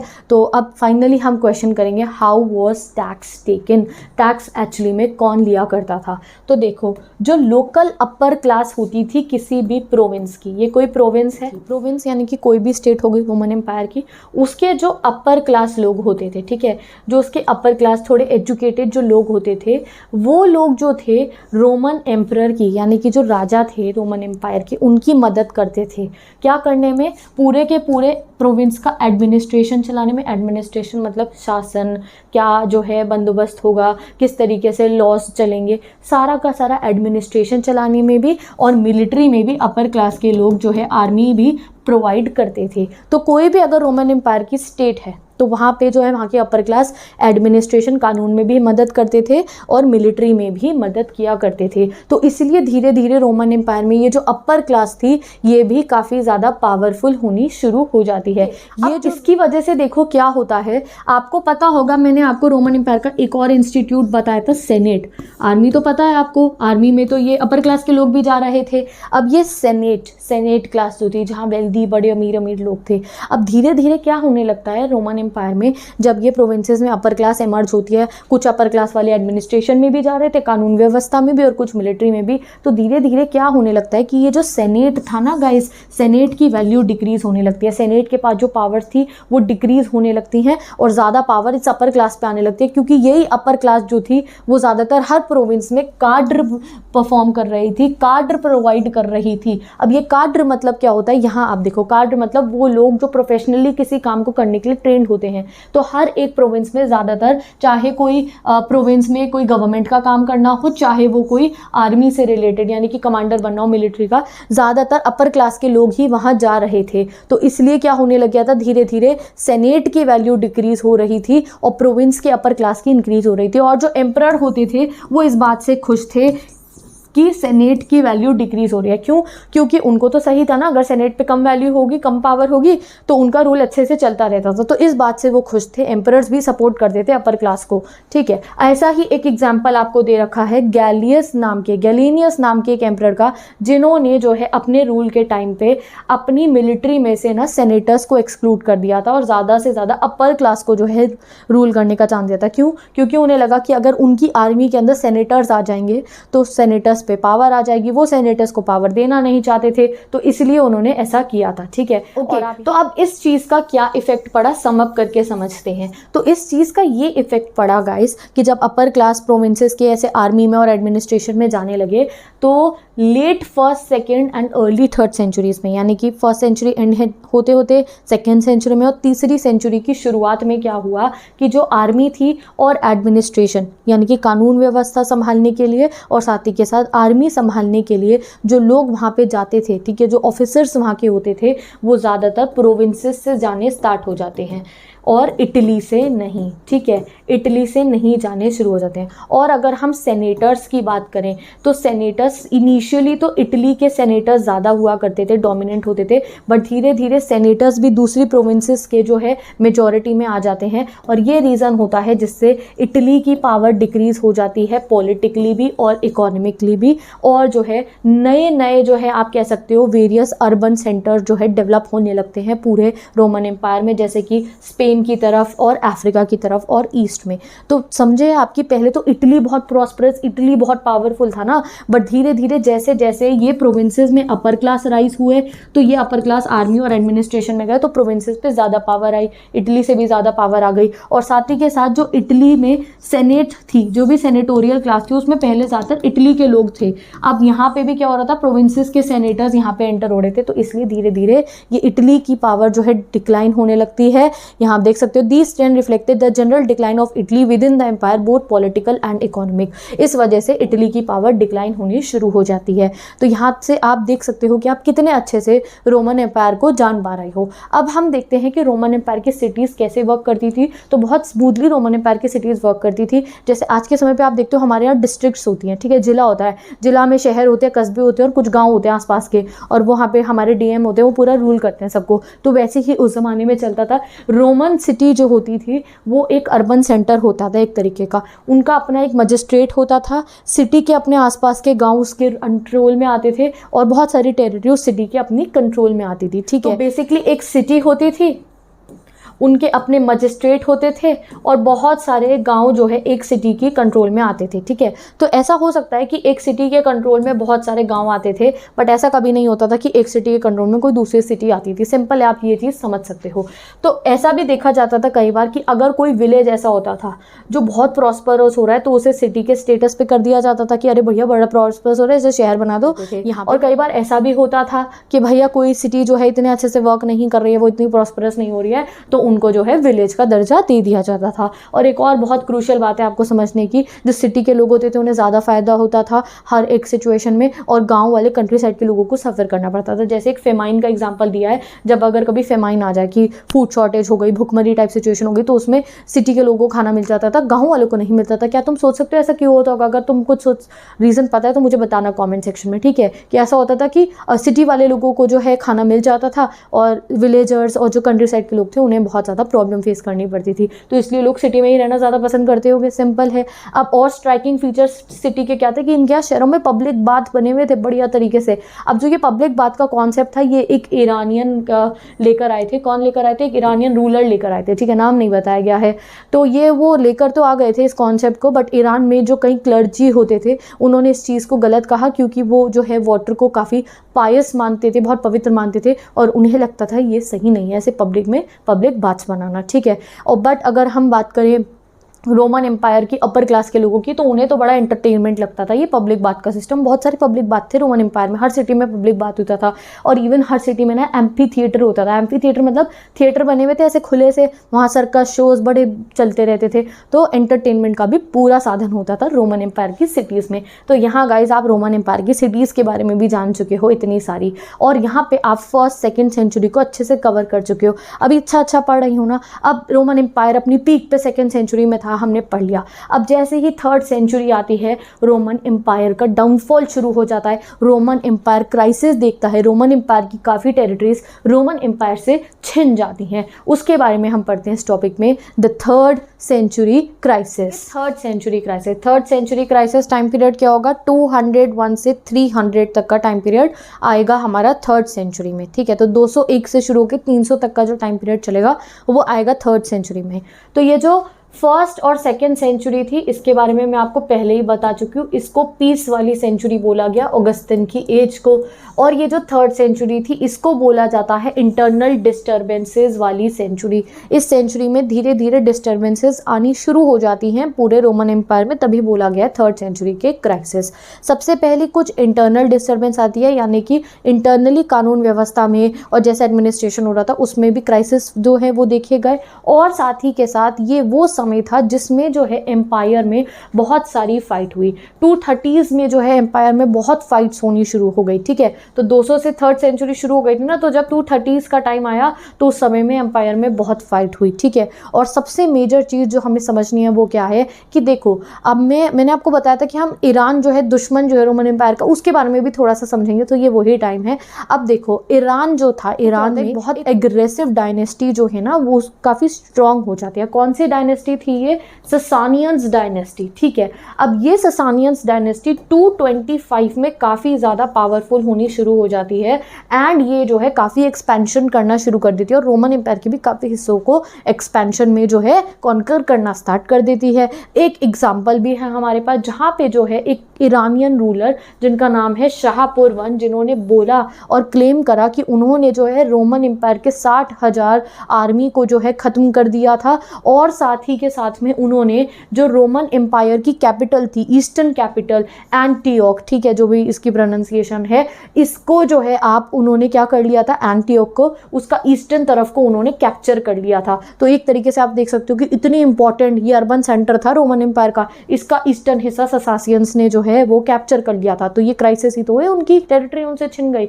और ये हमें कैसे पता चला, तो ये एक इंस्क्रिप्शन पे, पत्थर के इंस्क्रिप्शन पे कार्विंग होके लिखा हुआ था, वहां से हमें पता चला। और भी बहुत सारे एरियाज में इंस्टेबिलिटी देखी गई, जैसे कि अगर हम बात करें नॉर्थ की, नॉर्थ में जहाँ पे जो है राइन रिवर और डर्नबे रिवर जो है वो बहती है। अब वहाँ पे बहुत सारे जर्मेनिक ट्राइब्स, 3 टाइप के ट्राइब्स थे जर्मेनिक ट्राइब्स में, आलमानी, फ्रैंक्स और गॉथ्स, ये जो है इन्वेजन करना शुरू कर देते हैं और यहाँ से भी रोमन एम्पायर काफ़ी जो है एरियाज को लूज करता है। 233 से 280 का ये जितना भी टाइम पीरियड था, इसमें रिपीटेड इन्वेजन्स हो रहे थे रोमन एम्पायर में।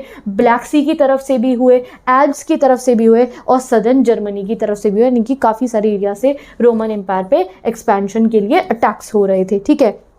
और जो है रोमन एम्पायर को मजबूर होके बहुत सारी जो टेरिटरी थी, इस वजह से जो डानबे रिवर के ऊपर की जो टेरिटरी थी उनको जो है उसे लीव करना पड़ा, ठीक है। अब इसके जो एम्परर्स थे गाइस, वो बारबेरियंस के भी खिलाफ थे। बारबेरियंस कौन होते हैं, वो लोग जो थोड़ा असभ्य तरीके से जीते हैं, यानी कि थोड़े आप कह सकते हो वाइल्ड टाइप के, वो उनके भी काफ़ी खिलाफ थे, ठीक है। तो इस तरीके से ये थे 3rd सेंचुरी के क्राइसिस।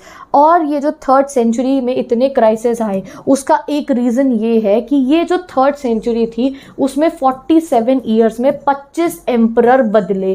तो भैया जब इंटरनली बार बार एक एम्पर दूसरा एम्पर ऐसे ऐसे इंटरनली इतना क्राइसिस होगा तो बाहर वाले तो अटैक करेंगे ही। ये सिंपल सादा रीज़न है। जब अपनी इंटरनल अगर आप जो है पॉलिटिक्स को, अपने इंटरनल सिस्टम को नहीं संभालोगे तो दुश्मनों को मौका मिल जाएगा अटैक करने का, और इस वजह से 3rd सेंचुरी क्राइसिस जो है वो देखे गए। चलो अब नेक्स्ट टॉपिक कंटिन्यू करते हैं हम। अब हम जानेंगे रोमन एम्पायर में जेंडर, लिटरेसी एंड कल्चर के बारे में। तो सबसे पहले देखते हैं फैमिली सिस्टम कैसा चलता था। तो न्यूक्लियर फैमिली होती थी कि मम्मी पापा बच्चे, जितने भी बच्चे हों वो रहा करते थे। जो है नहीं था कि दादा दादी, ताऊ ताई जी, चाचा चाचा जी और बुआ जी सब इकट्ठे रह रहे हो, नहीं, न्यूक्लियर फैमिली सिस्टम ज़्यादा था रोमन एम्पायर में। हमें कैसे पता चल रहा है ये सब बातों के बारे में, वो टेक्सचुअल सोर्सेस पढ़ती ना, तभी स्टार्टिंग में देखो चैप्टर में ना हमें बता दिया गया, हमारे पे प्रूफ्स है ये सब बातों के, ठीक है। तो इस तरीके से न्यूक्लियर फैमिली होती थी रोमन एम्पायर में। और जब एक लड़के की शादी हो जाती थी, अडल्ट लड़के की, तो वो भी अपने माता पिता से अलग रहा करता था। समझ रहे हो ना, मतलब कि अलग रहेगा, वो मम्मी पापा के साथ में नहीं रहेगा। साथ में रहता तो न्यूक्लियर फैमिली थोड़ी बनती। तो वो भी अपने माता पिता से अलग रहा करते थे। और हर एक जो है फैमिली होती थी उनका अपना एक स्लेव होता था, यानी कि वो जिनके साथ वो जो है नौकरों की तरह डील करते थे और उनसे अपने सारे काम कराते थे। अब बात करें मैरिजेस की, तो जो मैरिज होती थी हमारे ये जो है रोमन एम्पायर में, उसमें जो है एक वाइफ जो है जब एक अपने हस्बैंड से शादी करती थी तो उस समय पे ऐसा नहीं होता था कि वाइफ की जो मायके की प्रॉपर्टी है उस पर से उसका हक छूट जाता है, ठीक है। अगर वाइफ ने, एक लड़की ने अपने हस्बैंड से शादी कर ली है, तब भी वो उतनी ही मालिक रहेगी अपने पिताजी की प्रॉपर्टी की, यानी कि मायके में उसका हिस्सा रहेगा। यही चीज़ है जो हमें समझनी है। स्टार्टिंग में हमें जो है चैप्टर के शुरू में बताया गया था कि रोमन एम्पायर में वुमेन को कुछ ऐसे लीगल राइट्स दिए गए थे जो आज के समय पे भी नहीं होते हैं। तो एक लड़की को शादी के बाद अपने पिता की संपत्ति में पूरा का पूरा जो है आप कह सकते हो नीटल जो उनकी प्रॉपर्टी होती थी उसमें पूरा अधिकार मिलता था, ठीक है। और जो लड़की की डाउरी होती थी, जो लड़की का दहेज होता था, वो तो उसके हस्बैंड के पास रहता था, बट तब तक के लिए जितने समय उनकी शादी चलती थी, ठीक है। और वुमेन जो है, एक लड़की जो है हमेशा अपने पिताजी के जो अधिकार थे, प्रॉपर्टी थे, उसके हिस्सेदार रहती है। बाय चांस अगर ऐसा हो कि जो लड़की है उसके पिताजी की डेथ हो जाए तो तब भी वो अपनी जो है उनकी प्रॉपर्टी की पूरी हिस्सेदार होती है, ठीक है। तो इसीलिए आप कह सकते हो कि रोमन सिटीज़ में, रोमन एम्पायर में लीगल राइट्स अच्छे मिले थे हमारी वुमेन को, ठीक है। और अगर हम बात करें जो रोमन एम्पायर था ना, उसमें मेल और फीमेल जब उनकी शादी होती थी तो ऐसा नहीं है कि वो एक सिंगल एंटिटी बन जाते थे। फाइनेंशियली वो दोनों अलग एंटिटी थे, यानी कि लड़की के अपने अधिकार थे, लड़के के अपने अधिकार होते थे। लड़की ऐसा नहीं है कि उसके अपने हस्बैंड से शादी हो गई है तो अब फादर की जो प्रॉपर्टी है वहाँ पे उसका जो है कोई हक नहीं रहेगा, नहीं, वहाँ पे भी रहता था। तो फाइनेंशियली वो दो एक अलग अलग एंटिटी होते थे रोमन एम्पायर में शादी करने के बाद। अगर बात करें डिवोर्स कैसे होता था रोमन एम्पायर में, तो बड़ा आसानी से डिवोर्स हो जाता था। एक नोटिस लिख के देना है, हस्बैंड दे, वाइफ दे, और डिवोर्स हो जाता था, ठीक है। अब मैरिज की एज की अगर बात करें तो मैरिज की एज में तो थी भाई डिफरेंस, ठीक है। मेल की शादी होती थी लेट 20s में या अर्ली 30s में, यानी कि आप मान लो कि 20+ या 30s की शुरुआत में, और लड़कियों की जो या तो टीनेजर में या फिर अर्ली 20s में। तो इस वजह से इनइक्वालिटी हो जाती थी। और कई हमारे पास ये भी अकाउंट है दैट यस जो विमेन थी जो थी रोमन एम्पायर में, उनको अपने हस्बैंड्स के द्वारा जो है आप कह सकते हो कि वो डोमेस्टिक वायलेंस का शिकार होती थी। जैसे कि एक बिशप हैं ऑगस्टाइन करके, जिनका एग्जाम्पल दिया एनसीईआरटी में, उन्होंने बताया कि उनकी जो मदर थी उनको उनके फादर जो है मारा करते थे, और ऐसे ही उनके गाँव में और भी लेडीज़ को जो उनके हस्बैंड थे वो मारा करते थे। उनके जो बॉडी थी उन पर ब्रूजेस यानी कि जो है निशान भी थे, ठीक है। और बात करें फादर की अथॉरिटी की, तो फादर की अथॉरिटी तो इतनी होती थी अपने बच्चों के ऊपर रोमन एम्पायर में कि अगर एक फादर चाहे तो अपने बच्चे को जो है ठंड में बाहर खड़ा करके मार भी सकता है, उसको कोई कुछ नहीं कहने वाला है। तो इस तरीके से चलता था फैमिली सिस्टम। अब देखते हैं लिटरेसी। तो लिटरेसी यानी कि पढ़ाई लिखाई कैसी थी, कैजुअल लिटरेसी कैसी थी, लोग आज मतलब रोज़मर्रा में लिखते पढ़ते थे या नहीं थे। तो बात करी जाए, कुछ ऐसी सिटीज़ थी, कुछ ऐसे एरियाज थे जहाँ अच्छी खासी लिटरेसी थी, कुछ थे जहाँ नहीं थी। तो ध्यान लेते हैं कहाँ पे थी और कहाँ पे नहीं थी, ठीक है। तो पॉम्पी जो एक रोमन एम्पायर की काफ़ी इंपॉर्टेंट सिटी थी, जो वोल्केनिक इरप्शन जब हुआ था 79 में, उसमें वो जो है बिल्कुल गायब हो गई थी। तो वहाँ पे वाइड स्प्रेड कैजुअल लिटरेसी थी। कैजुअल लिटरेसी मतलब रोज़मर्रा में लोग रीडिंग का राइटिंग का यूज़ करते थे, ठीक है। हमें कैसे पता चला भैया पॉम्पी में जो है लोग पढ़े लिखे थे? क्योंकि पॉम्पी की जो दीवारें हैं सड़कों की, वहाँ पे इश्तिहार लगे हैं, एडवर्टाइजमेंट लगे हैं। जैसे आप जाते होगे ना जब बाहर घूमने के लिए, तो वहाँ ऐड लगे होते होंगे अलग अलग चीज़ों के, ठीक है। कभी किसी क्रीम का, कभी किसी जो है किसी बाज़ार का ऐड लगा है, वहाँ सेल लग गई है एंड ऑल दैट। वैसे वैसे जैसे हमारे ऐड लगे होते वैसे वहाँ ऐड लगे होते थे। और जो है ग्राफिटी हो रखी होती थी वॉल पे, सुंदर सुंदर जो है स्प्रे पेंटिंग से वो डिज़ाइन जैसे होते हैं ना, वो बने होते थे। Graffiti I think so, graffiti वो डिज़ाइन जो वॉल पे होता है वो बना होता था रोमन एम्पायर की सिटी पॉम्पी में, ठीक है। तो पॉम्पी में तो अच्छी खासी लिटरेसी थी। बट इजिप्ट की अगर हम बात करें, इजिप्ट में लिटरेसी नहीं थी। हमें कैसे पता नहीं थी? क्योंकि इजिप्ट में हमें पपायरस मिले हैं, ठीक है। और वहाँ के जो पपायर हैं उसमें पता चला हमारे को कि ज़्यादातर लोग पपायर का ही यूज़ करते थे कुछ भी लिखवाने के लिए, जैसे कॉन्ट्रैक्ट्स एंड ऑल दैट। और उसके थ्रू हमें पता चला कि वहाँ पे जो है लोग जो है प्रोफेशनल स्क्राइब्स, यानी कि अगर कुछ काम कराना है लिखत पढ़त का, तो स्क्राइब के पास जाएंगे, उन्हें नहीं आता था लिखना पढ़ना। तो इजिप्ट में इतनी अच्छी लिटरेसी जो है वो नहीं थी। ज़्यादा लिटरेसी वाले लोग होते कौन थे, पढ़े लिखे लोग होते कौन थे, समझ जाओ अपने आप। वो लोग जो सोल्जर्स थे, आर्मी ऑफिसर्स थे, और एस्टेट मैनेजर्स, यानी कि बेसिकली अमीर लोग ही ज़्यादा लिटरेट हुआ करते थे। कल्चर की अगर हम बात करें गाइस, तो कल्चर रोमन एम्पायर का बहुत ज़्यादा डाइवर्स था। इतने सारे कॉन्टिनेंट पे रूल कर तो कल्चर तो डाइवर्ट होना ही था, ठीक है। काफ़ी कल्ट्स भी थे, अलग अलग गॉड्स थे जिनको पूजा करते थे, अलग अलग ड्रेसेस थी रोमन एम्पायर की, और अलग अलग फूड आइटम्स थी रोमन एम्पायर की। कुछ ट्राइब्स थी रोमन एम्पायर की, कुछ नॉन ट्राइब्स भी हुआ करते थे रोमन एम्पायर के, और बहुत सारी लैंग्वेजेस रोमन एम्पायर में बोली जाती थी। अब हम रोमन एम्पायर की डोमिनेंट लैंग्वेजेस के बारे में थोड़ा सा जानेंगे। वैसे तो आगे की सेंचुरीज में तो ग्रीक और लैटिन ही डोमिनेंट हो गई थी ना, बट पहले और भी काफ़ी लैंग्वेजेस रोमन एम्पायर में डोमिनेंट थी। जैसे कि हमें नियर ईस्ट की बात करें, नियर ईस्ट कौन सा हो गया रोमन एम्पायर का? ये सीरिया, पैलेस्टाइन, ये वाला एरिया जो हो गया, ठीक है। तो नियर ईस्ट में रोमन एम्पायर के Aramaic language was dominant. Guys आपने वो चैप्टर पढ़ा है, मैंने आपको पढ़ाया इंग्लिश का, the summer of the beautiful white horse. उसमें वो मुराद और वो जो अरब बच्चे, वो आर्मेनियन ट्राइब याद है तुम्हें? हाँ, तो ये वही है अरामिक, ठीक है। तो जो नियर ईस्ट होता था हमारा रोमन एम्पायर का, वहाँ पे अरामिक लैंग्वेज डोमिनेंट थी, ठीक है। इजिप्ट में कॉप्टिक भाषा बोली जाती थी, प्यूनिक और बेरबर भाषा नॉर्थ अफ्रीका में बोली जाती थी, एंड सेल्टिक बोली जाती थी स्पेन में। तो ये लैंग्वेजेस जो है चार्ट और एक फ्लो चार्ट के थ्रू आपको जो है समझ लेनी चाहिए, ठीक है। अब ये जो लैंग्वेजेस है गाइस, कुछ कुछ ये जो लैंग्वेजेस एंड कल्चर होते थे ये प्योरली ओरल होते थे, यानी कि सिर्फ बोले जाते थे। इनकी जो स्क्रिप्ट थी वो नहीं बनाई। जैसे हम हिंदी बोलते हैं और हिंदी लिखते भी तो इंग्लिश बोलते हैं, इंग्लिश लिखते भी हैं, फ्रेंच बोल भी सकते हो, फ्रेंच लिख भी सकते हो। वैसे ही इनमें से कुछ भाषा थी जिन्हें सिर्फ बोला जाता था, कुछ थी जिनको लिखा भी जाता था, ठीक है। आर्मेनियन भाषा की अगर हम बात करें तो इसका जो लिखने का जो स्क्रिप्ट थी वो कब शुरू होती है? 5th सेंचुरी से शुरू होती है। और जो कॉप्टिक भाषा थी, कॉप्टिक भाषा को भी लिखा जाता था। हमें कैसे पता कैसे लिखा जाता था? क्योंकि 3rd सेंचुरी में बाइबल का ट्रांसलेशन हुआ था कॉप्टिक भाषा में। बाकी अगर हम बात करें कि जैसे जैसे एम्पायर बढ़ता रहा, जो लैटिन थी वो स्प्रेड होती रही और लैटिन ने और बाकी लिखे जाने वाली भाषाओं को रिप्लेस कर दिया।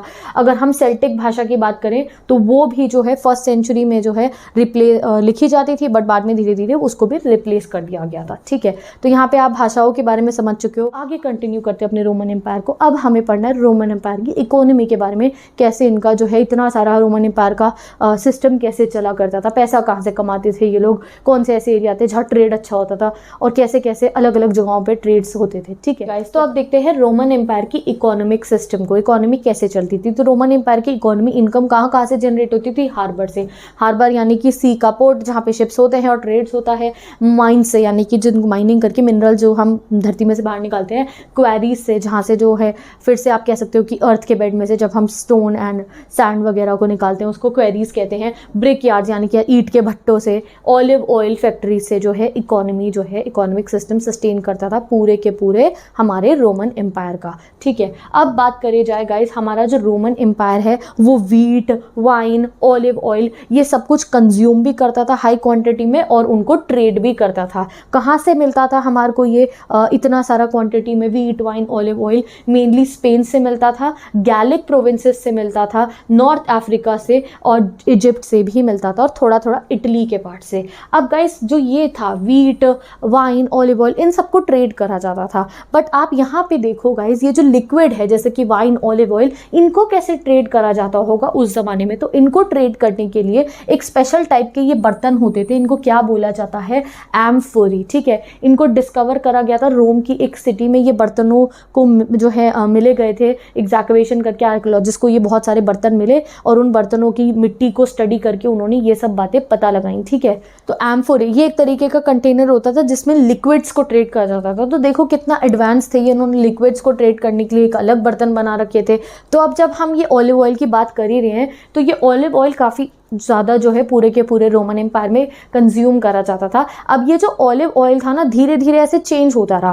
पहले एक जगह का बहुत प्रॉस्परस था, फिर दूसरी जगह, तीसरी जगह का। तो सबसे पहले देखो स्पेनिश ऑलिव ऑयल जो था 40 to 160 का जो साल चल रहा था, इसमें पीक पे था। सबसे ज़्यादा लोग स्पेनिश को ऑलिव ऑयल कंज्यूम करते थे क्योंकि ये अच्छी क्वालिटी का भी था और सस्ते रेटों पर भी मिल जाता था। ठीक है, और ये जो स्पेनिश वाला ऑलिव ऑयल था इसे स्पेशल टाइप के कंटेनर में जो है ट्रेड करा जाता था। उसका नाम क्या था? ड्रेसल 20। कितना बड़ा यूनिक सा नेम है, बड़ा स्टाइलिश सा, ड्रेसल 20। तो इस ड्रेसल 20 में स्पेनिश ऑलिव ऑयल को जो है क्या करा जाता था? एक्सपोर्ट इंपोर्ट जो भी करा जाता होगा ट्रेड करा जाता था। ठीक है, अब ये तो बात रही शुरू में तो भैया स्पेनिश वालों का ऑलिव ऑयल चल रहा था। अब स्पेनिश वालों का ऑलिव ऑयल चलने के बाद धीरे धीरे क्या होने लगता है? स्पेनिश ऑलिव ऑयल का जो थोड़ा सा डाउन जाने लगता है बिजनेस, और नया जो है ऑलिव ऑयल दूसरी जगह का ज़्यादा फेमस होने लगता है नॉर्थ अफ्रीकन प्रोड्यूसर्स का। ठीक है, ये याद रखना ऐसे कि उनका बिजनेस डाउन हुआ, नॉर्थ अफ्रीकन वालों का चलने लग गया। कब? 3rd और 4th सेंचुरी में। अब इनके साथ भी ऐसा ही हुआ कि नॉर्थ अफ्रीकन वालों का जो है फिर बिजनेस डाउन जाने लगता है, और लेटर ऑन क्या होता है? ये 425 से मानो, यानी कि आप मानो कि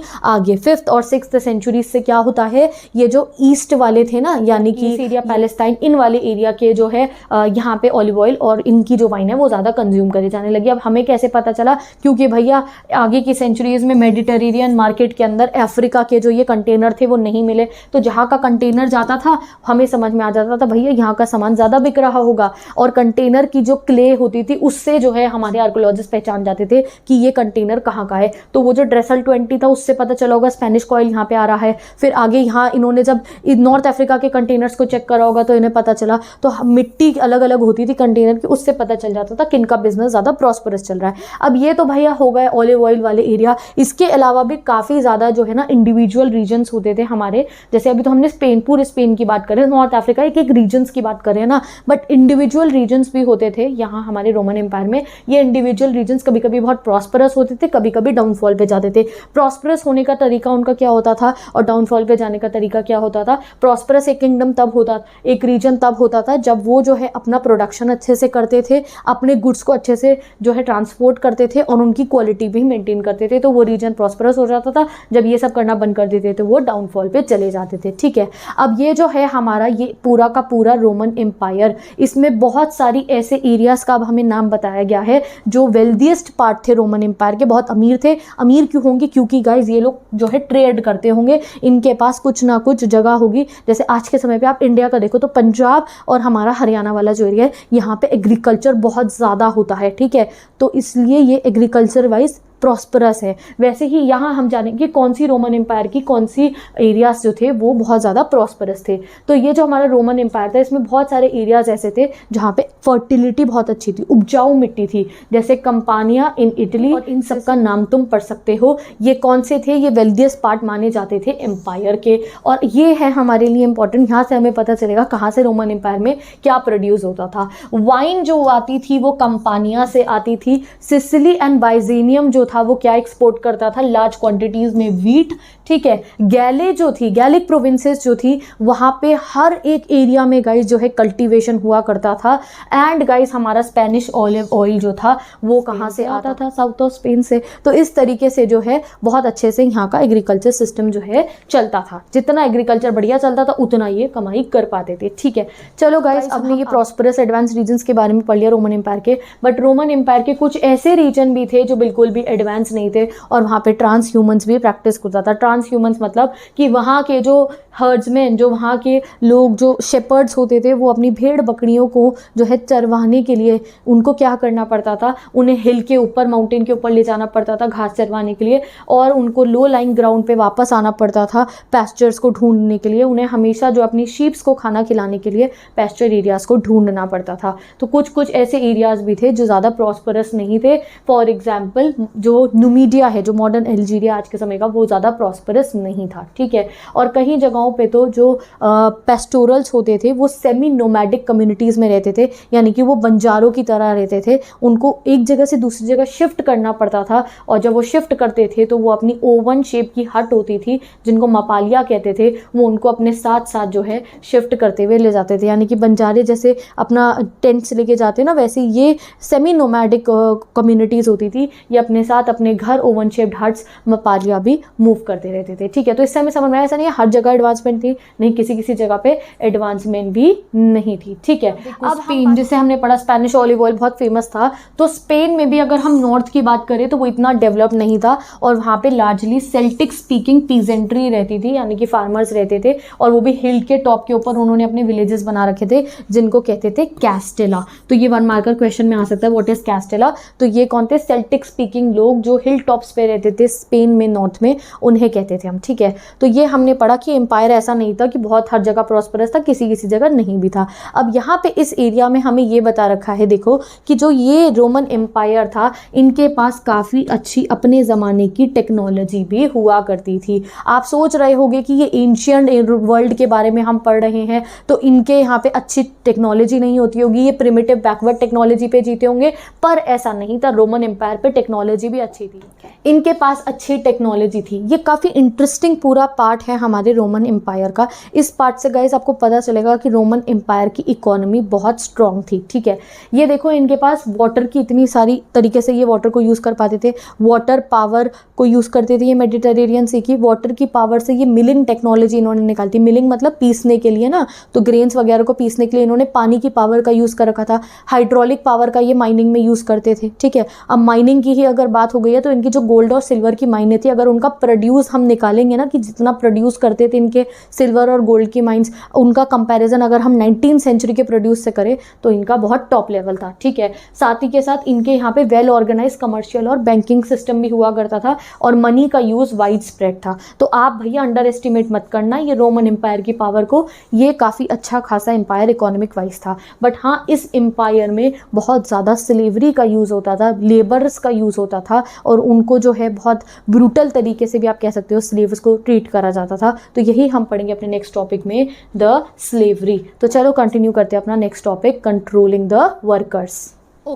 ओके गाइस, तो स्लेवरी बहुत डीपली रूटेड था पूरे के पूरे रोमन एम्पायर में। अगर हम ऑगस्टिन की एज की बात करें तब भी स्लेवरी थी, जब रोमन एम्पायर में क्रिश्चियनिटी इस्टेब्लिश हो जाती है तब भी स्लेवरी वहाँ चलती रही, ठीक है। अगर हम ऑगस्टिन की एज की पॉपुलेशन चेक करेंगे तो टोटल पॉपुलेशन अगर 7.5 मिलियन थी तो उसमें से 3 मिलियन स्लेव्स हुआ करते थे। अब इस वाले पैराग्राफ से समझो कि ये लोग स्लेव्स को कैसे ट्रीट करते थे। ये स्लेव्स को अपनी इन्वेस्टमेंट की तरह ट्रीट करते थे। अगर किसी फैमिली का अपना कोई स्लेव होता था तो वो स्लेव जो है ना उनकी इन्वेस्टमेंट होता था, और साथ ही के साथ स्लेव का खाने पीने का खर्चा, उसकी बीमारी का खर्चा जो उसका ओनर होता था उसी को करना पड़ता था। तो जितने भी ये एग्रीकल्चर राइटर्स होते थे, रोमन एग्रीकल्चर राइटर्स, वो बड़े बड़े लैंडलॉर्ड को ये जो है समझाते थे कि आप अपने स्लेव्स को उन जगहों पे मत भेजना जहाँ पे उनको बीमारी होने का खतरा हो। इसलिए नहीं कि उन्हें स्लेव्स की चिंता होती थी, इसलिए कि भैया बाई चांस इन्हें बीमारी हो गई तो पैसा तुम्हें खर्च करना पड़ेगा।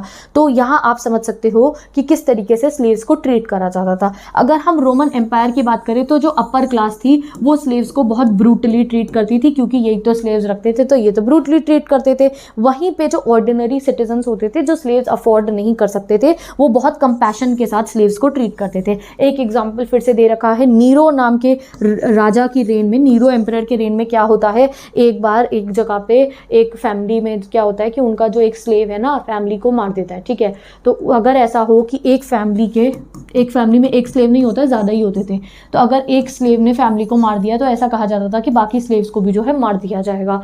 तो जो ऑर्डिनरी पीपल थे वहाँ पे आते हैं, वो कहते हैं कि अच्छा एक नहीं तो मारे, हम बाकी को नहीं मारने देंगे। तो वो बात जो है पूरा सेनेट में जाती है, सेनेट कहती है नहीं हम तो जो है मारेंगे उन सबको। और फाइनली क्या होता है कि जो ऑर्डिनरी सिटीजन सपोर्ट कर रहे होते थे कि स्लेव्स को नहीं मारा जाए, उन्हें भी और स्लेव्स को भी सबको मार दिया जाता है। तो एक इंसिडेंट दे रखा है ये दिखाने के लिए कि कैसे जो है ऑर्डिनरी सिटीजन्स जो है वो सपोर्ट करते थे स्लेव्स को, वो थोड़ी सिंपैथी दिखाते थे स्लेव्स की तरफ। ठीक है, अब धीरे धीरे जैसे हमने पढ़ा था कि काफ़ी समय ऐसा भी था रोमन एम्पायर में जब वॉर नहीं होते थे। ठीक है, वॉरफेयर बिल्कुल भी नहीं था, जैसे कि फर्स्ट सेंचुरी के दौरान में और सेकंड सेंचुरी में। तो फर्स्ट सेंचुरी में तो ज़्यादातर क्या हुआ, स्लेव्स की बहुत कमी हो गई थी। स्लेव्स ये लोग कैसे लाते थे कि किसी दूसरे किंगडम में गए, वहाँ इन्होंने अटैक करा, वहाँ के लोगों को पकड़ के लिया, उनको स्लेव बना लेते थे। अब ये वॉर कर नहीं रहे, किंगडम पर अटैक कर नहीं रहे, तो स्लेव कहाँ से लाएंगे। तो इन्होंने क्या करा, फर्स्ट सेंचुरी में इनके यहाँ स्लेव्स की कमी होने लग गई, उनकी पॉपुलेशन की तादाद कम होने लग गई। तो इन्होंने स्लेव ब्रीडिंग कराई, यानी कि जो फीमेल स्लेव्स थी उनको बोला गया कि उनका जो है वो अपने बच्चे जो हैं वो भी उनके स्लेव बन जाएंगे। ठीक है, और साथ ही के साथ में उन्होंने स्लेव जब कम हो रहे थे तो उनका एक चीपर सब्स्टिट्यूट ढूंढ लिया, वेज लेबर जो है उनको मैनेज करना ईजी होता था, क्योंकि स्लेव की तो सारी जिम्मेवारी ओनर पे होती थी कि उसका दवाई का खर्चा, उसका खाने पीने का खर्चा, बट वेज लेबर की ऐसी जिम्मेदारी जो है ओनर पे नहीं होती थी। वेज लेबर पैसे दो और काम कराओ। ठीक है, तो इसलिए कई बार जो है रोम में पब्लिक वर्क्स के लिए लोग ज़्यादा पसंद करते थे कि ये फ्री लेबर और वेज लेबर को यूज़ करे। ठीक है, क्योंकि अगर वो स्लेव को यूज़ करेंगे तो बहुत एक्सपेंसिव, अगर स्लेव काम कर रहा है उसको बीमार हो गया तो भैया ओनर को पैसे देने पड़ेंगे, भाई वेज लेबर या फ्री लेबर कर रहा है तो नहीं देने पड़ेंगे। ठीक है, तो इसलिए समझो क्यों जो है एक्सटेंसिवली फ्री लेबर को धीरे धीरे यूज़ करा जाना स्टार्ट हो जाता है। ठीक है, और यही रीज़न था जिसकी वजह से स्लेव्स को ना लेटर पीरियड्स में एग्रीकल्चर में भी यूज़ करना बंद कर देते थे। क्यों? क्योंकि एग्रीकल्चर में अगर कोई स्लेव काम कर रहा है, स्लेव की तबीयत खराब होगी तो लैंडलॉर्ड को पैसे देना पड़ेगा, वहीं पे हायर्ड वर्कर्स काम कर रहे हैं तो उन्हें उसकी बीमारी से कोई मतलब नहीं होता था। तो ये बातें हमें स्लेव्स के बारे में बता रखी है। ठीक है, अब एक और कॉन्सेप्ट समझना है हमारे को, वो है फ्रीडमैन का। अब देखो कई बार कुछ मास्टर्स क्या करते थे, अपने स्लेव्स को जो है आज़ाद कर देते थे।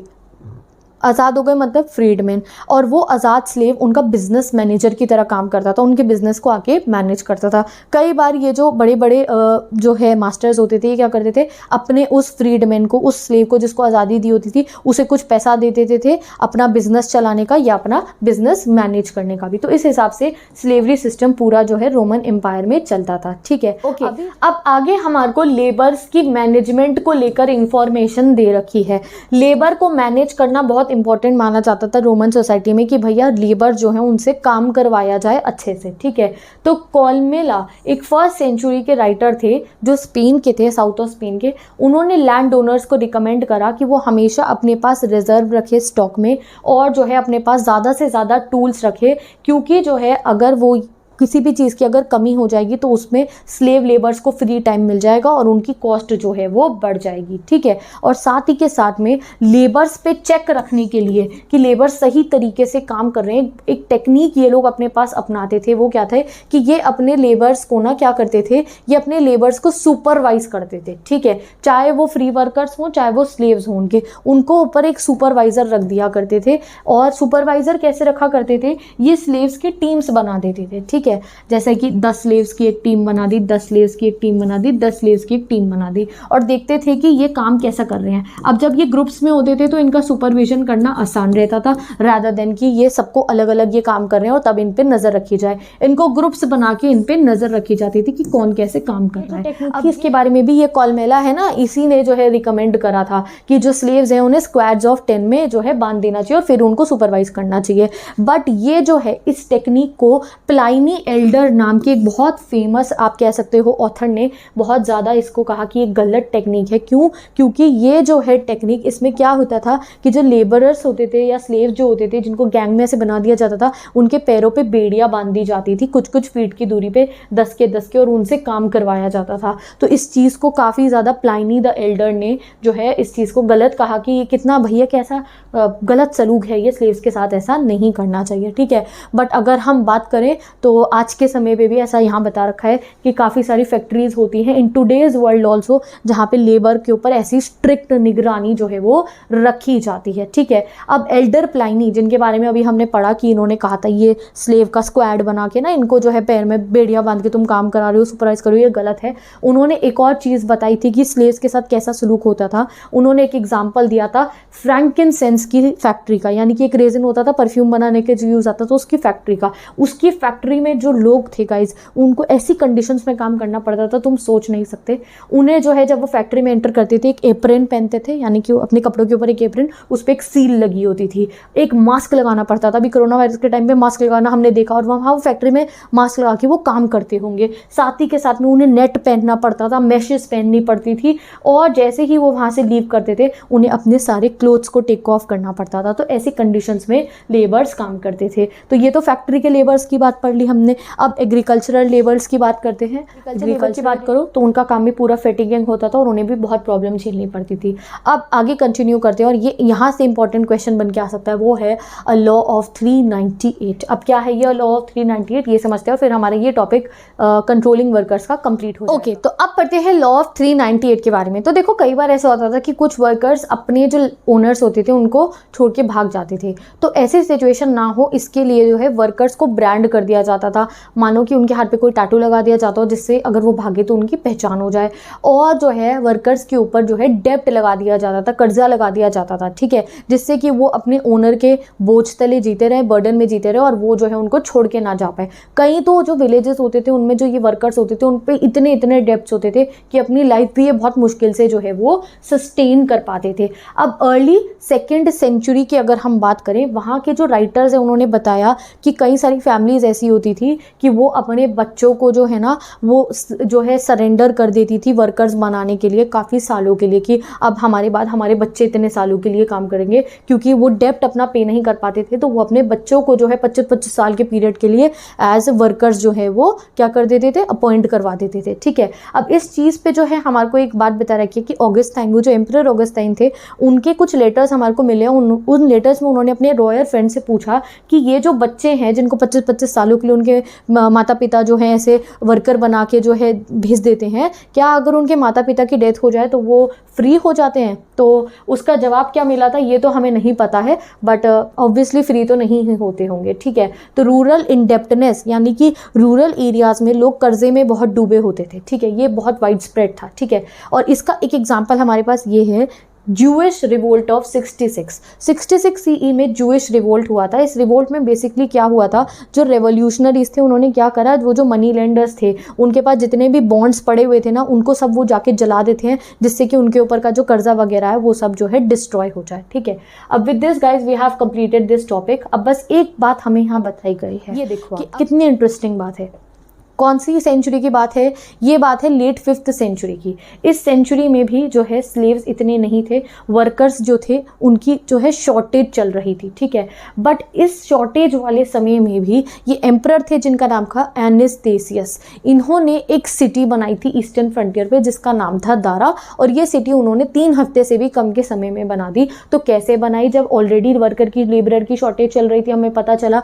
तो पता है कैसे बनाई? हमें एक पपायर से पता चला कि इन्होंने इस सिटी को बनाने में लेबर्स को काफ़ी अच्छा पैसा दिया था, और जब लेबर्स को अच्छा पैसा मिला तो उन्होंने स्पीड ज़्यादा करके जल्दी जल्दी काम करा। तो इससे ये समझ में आया उनको कि जब उन्होंने लेबर्स को ज़्यादा पैसा दिया तो उन्होंने जल्दी जो है काम करके दिखा दिया था। ठीक है, तो with this we have completed this topic and now let's start the next topic, that is social hierarchies. Okay guys, so अब पढ़ते हैं हमारे जो है रोमन एम्पायर की सोशल हायरार्कीज।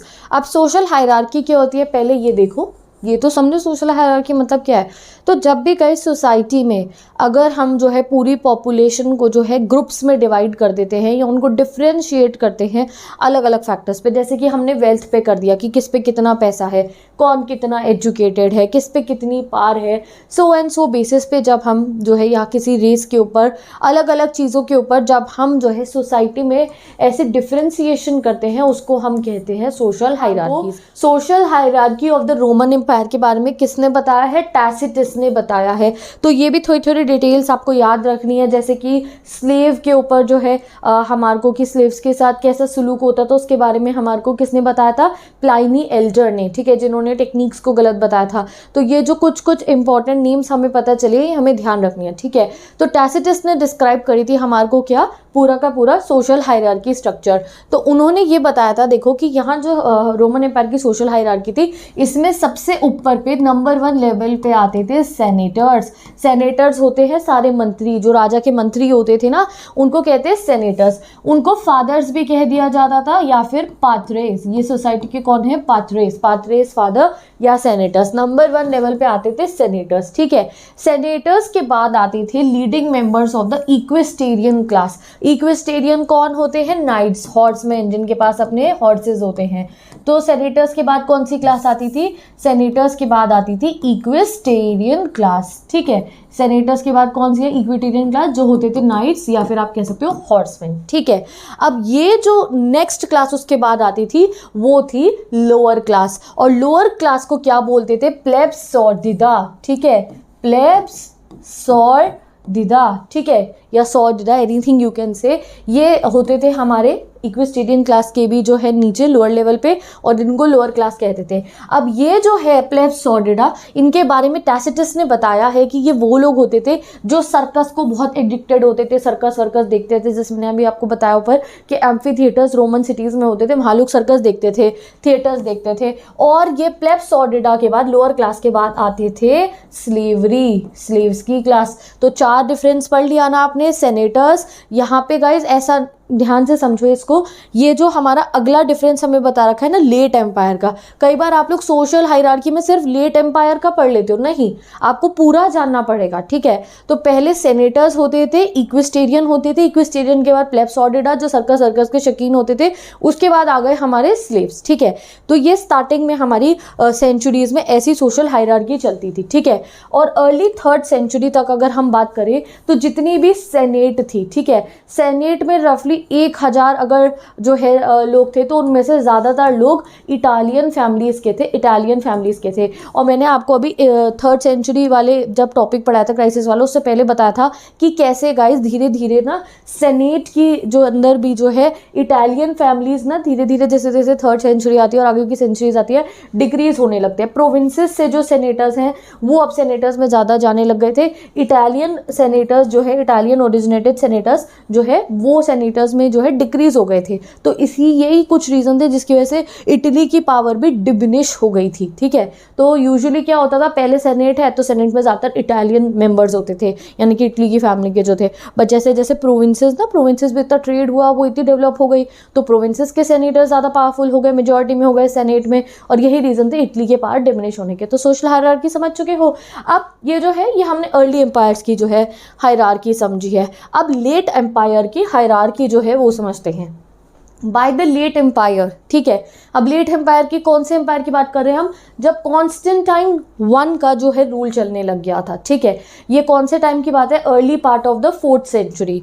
4th सेंचुरी के शुरुआती दौर की बात है। यहाँ पे जो है टैसिटस ने हमें 2 ग्रुप्स के बारे में बताया। सोशल हायरार्कीज भी तो चेंज होती है ना, तो यहाँ पे अब हमें टैसिटस ने 2 ग्रुप्स के बारे में बताया, वही फिर से द सेनेटर्स और जो मंत्री होते थे, और नेक्स्ट होता था द इक्विटीज़। तो क्या होता है, ये 4th सेंचुरी के स्टार्टिंग के इनिशियल ईयर्स में ये जो सेनेटर्स थे और ये जो इक्विटीज़ थे, ये जो है इकट्ठे हो गए, यूनिफाई हो गए, और इन्होंने अपनी एक एरिस्टोक्रेसी क्लास बना ली। एरिस्टोक्रेसी क्लास यानी कि ये होंगे अमीर, इन पे होंगी ज़मीनें, और ये जो है काफ़ी सारी एस्टेट्स होल्ड करते थे। ठीक है, तो क्या होना शुरू हो गया, जैसे जैसे एम्पायर आगे मूव करता रहा, आगे के सेंचुरीज़ में ये सेनेटर्स और इक्वेटर्स जो हैं वो कंबाइन हो गए।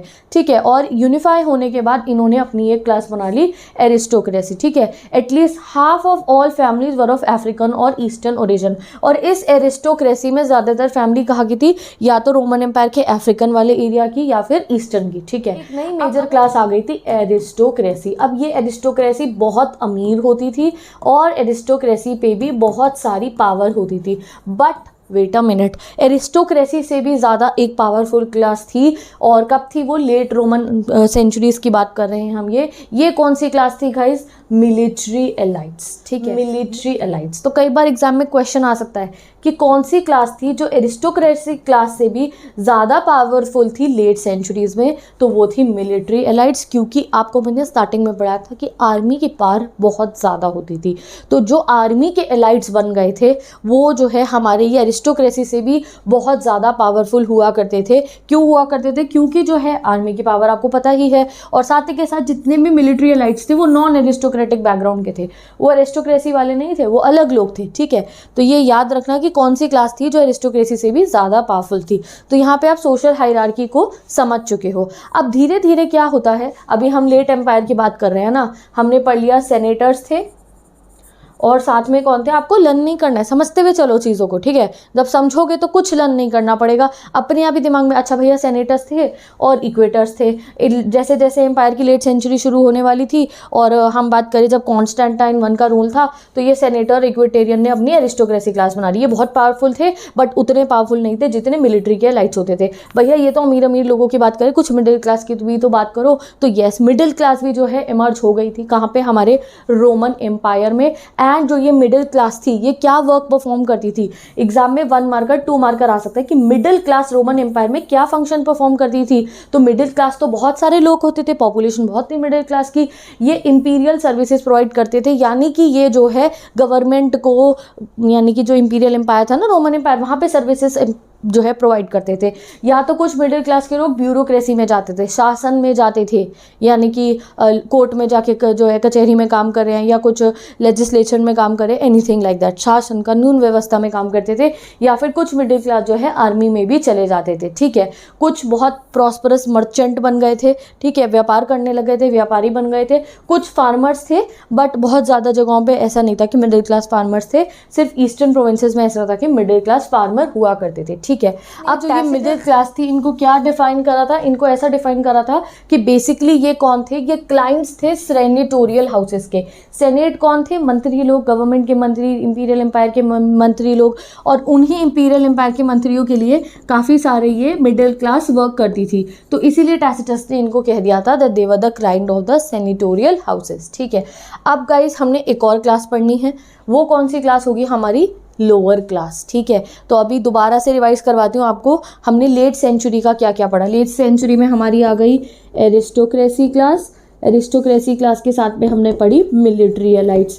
मिलिट्री एलाइट्स के बाद हमने अब कौन सी क्लास पढ़ ली, मिडिल क्लास। अब मिडिल क्लास के बाद कौन आएगा, वो पढ़ते हैं। अभी तो सारी अमीर अमीर और कुछ प्रॉस्परस क्लास की बात कर रहे हैं। उसके बाद सोसाइटी के बेस लेवल पे आ जाती थी हमारी सोसाइटी की लोअर क्लास, जो सारा का सारा आप कह सकते हो कि टास्क परफॉर्म करती थी सोसाइटी में। कौन सी क्लास थी ये, लोअर क्लास इनको कहते थे, एंड कलेक्टिवली इनको ह्यूमिलियर्स बोला जाता था। ठीक है, इनकी लैंग्वेज में में इन्हें ह्यूमिलर्स बोला जाता था, और इसका मतलब क्या है कि ये लोअर क्लास है, ठीक है। अब ये लोअर क्लास में कौन लोग होते थे? लोअर क्लास में रूरल लेबर फोर्स होती थी, मजदूर जो हो गए, जो चाहे वो दिहाड़ी पे काम कर रहे हो, किसी फार्म पे, किसी माइनिंग वाली जगह पे, कहीं पे भी काम कर रहे हो, जो रूरल लेबर फोर्स थी वो आती थी हमारे बेसिकली इस लोअर क्लास में। अब ये जो रूरल लेबर फोर्स थी, या तो ये लार्ज एस्टेट्स पे काम करती थी, यानी कि बड़े बड़े जो खेत होते थे ना लैंडलॉर्ड्स के, एरिस्टोक्रेट्स के, उन पे काम करती थी ये, या ये किसी इंडस्ट्री या माइन में काम करते थे, या फिर ये माइग्रेंट वर्कर से इधर से उधर जो है ये जो है काम करने के लिए जाते रहते थे। जैसे कि जब ग्रेन्स की हार्वेस्टिंग होगी या जब स्पेनिश ऑयल के लिए ज़रूरत पड़ेगी वर्कर्स की, तो ये माइग्रेट करते रहते थे, ठीक है। अब कुछ जो थे यहाँ लोअर क्लास में सेल्फ एम्प्लॉयड आर्टिसंस भी होते थे, जो खुद से एम्प्लॉयड होते थे, कुछ पॉटरी बना रहे हैं, बास्केट बना रहे हैं, आर्टिसन समझ जाओ ना, जो खुद से काम कर रहे हैं, तो डेफिनेटली वो जो है थोड़ा ज़्यादा पैसा कमा पाते थे इन वेज लेबरर्स से, ठीक है। अब कैजुअल लेबर्स बहुत सारे बिग सिटीज़ में होते थे, जैसे हमने एग्जांपल भी पढ़ा ना कैसे कैजुअल लेबर से जो है पब्लिक वर्क्स कराए जाते थे, ठीक है। और last but not the least बहुत सारे स्लेव्स भी इस लोअर क्लास में आते थे, और स्लेव्स की अगर मैं बात करूँ तो all over the western empire slaves फैले हुए थे, ठीक है, और ये सभी स्लेव्स लोअर क्लास के थे। तो यहाँ आपको पूरा सोशल हायरार्की आई होप समझ में आ गया होगा, लेट एम्पायर का भी और स्टार्टिंग का भी, ठीक है। तो लेट एम्पायर का सोशल हायरार्की कैसा हुआ, एक बार रिवाइज करें।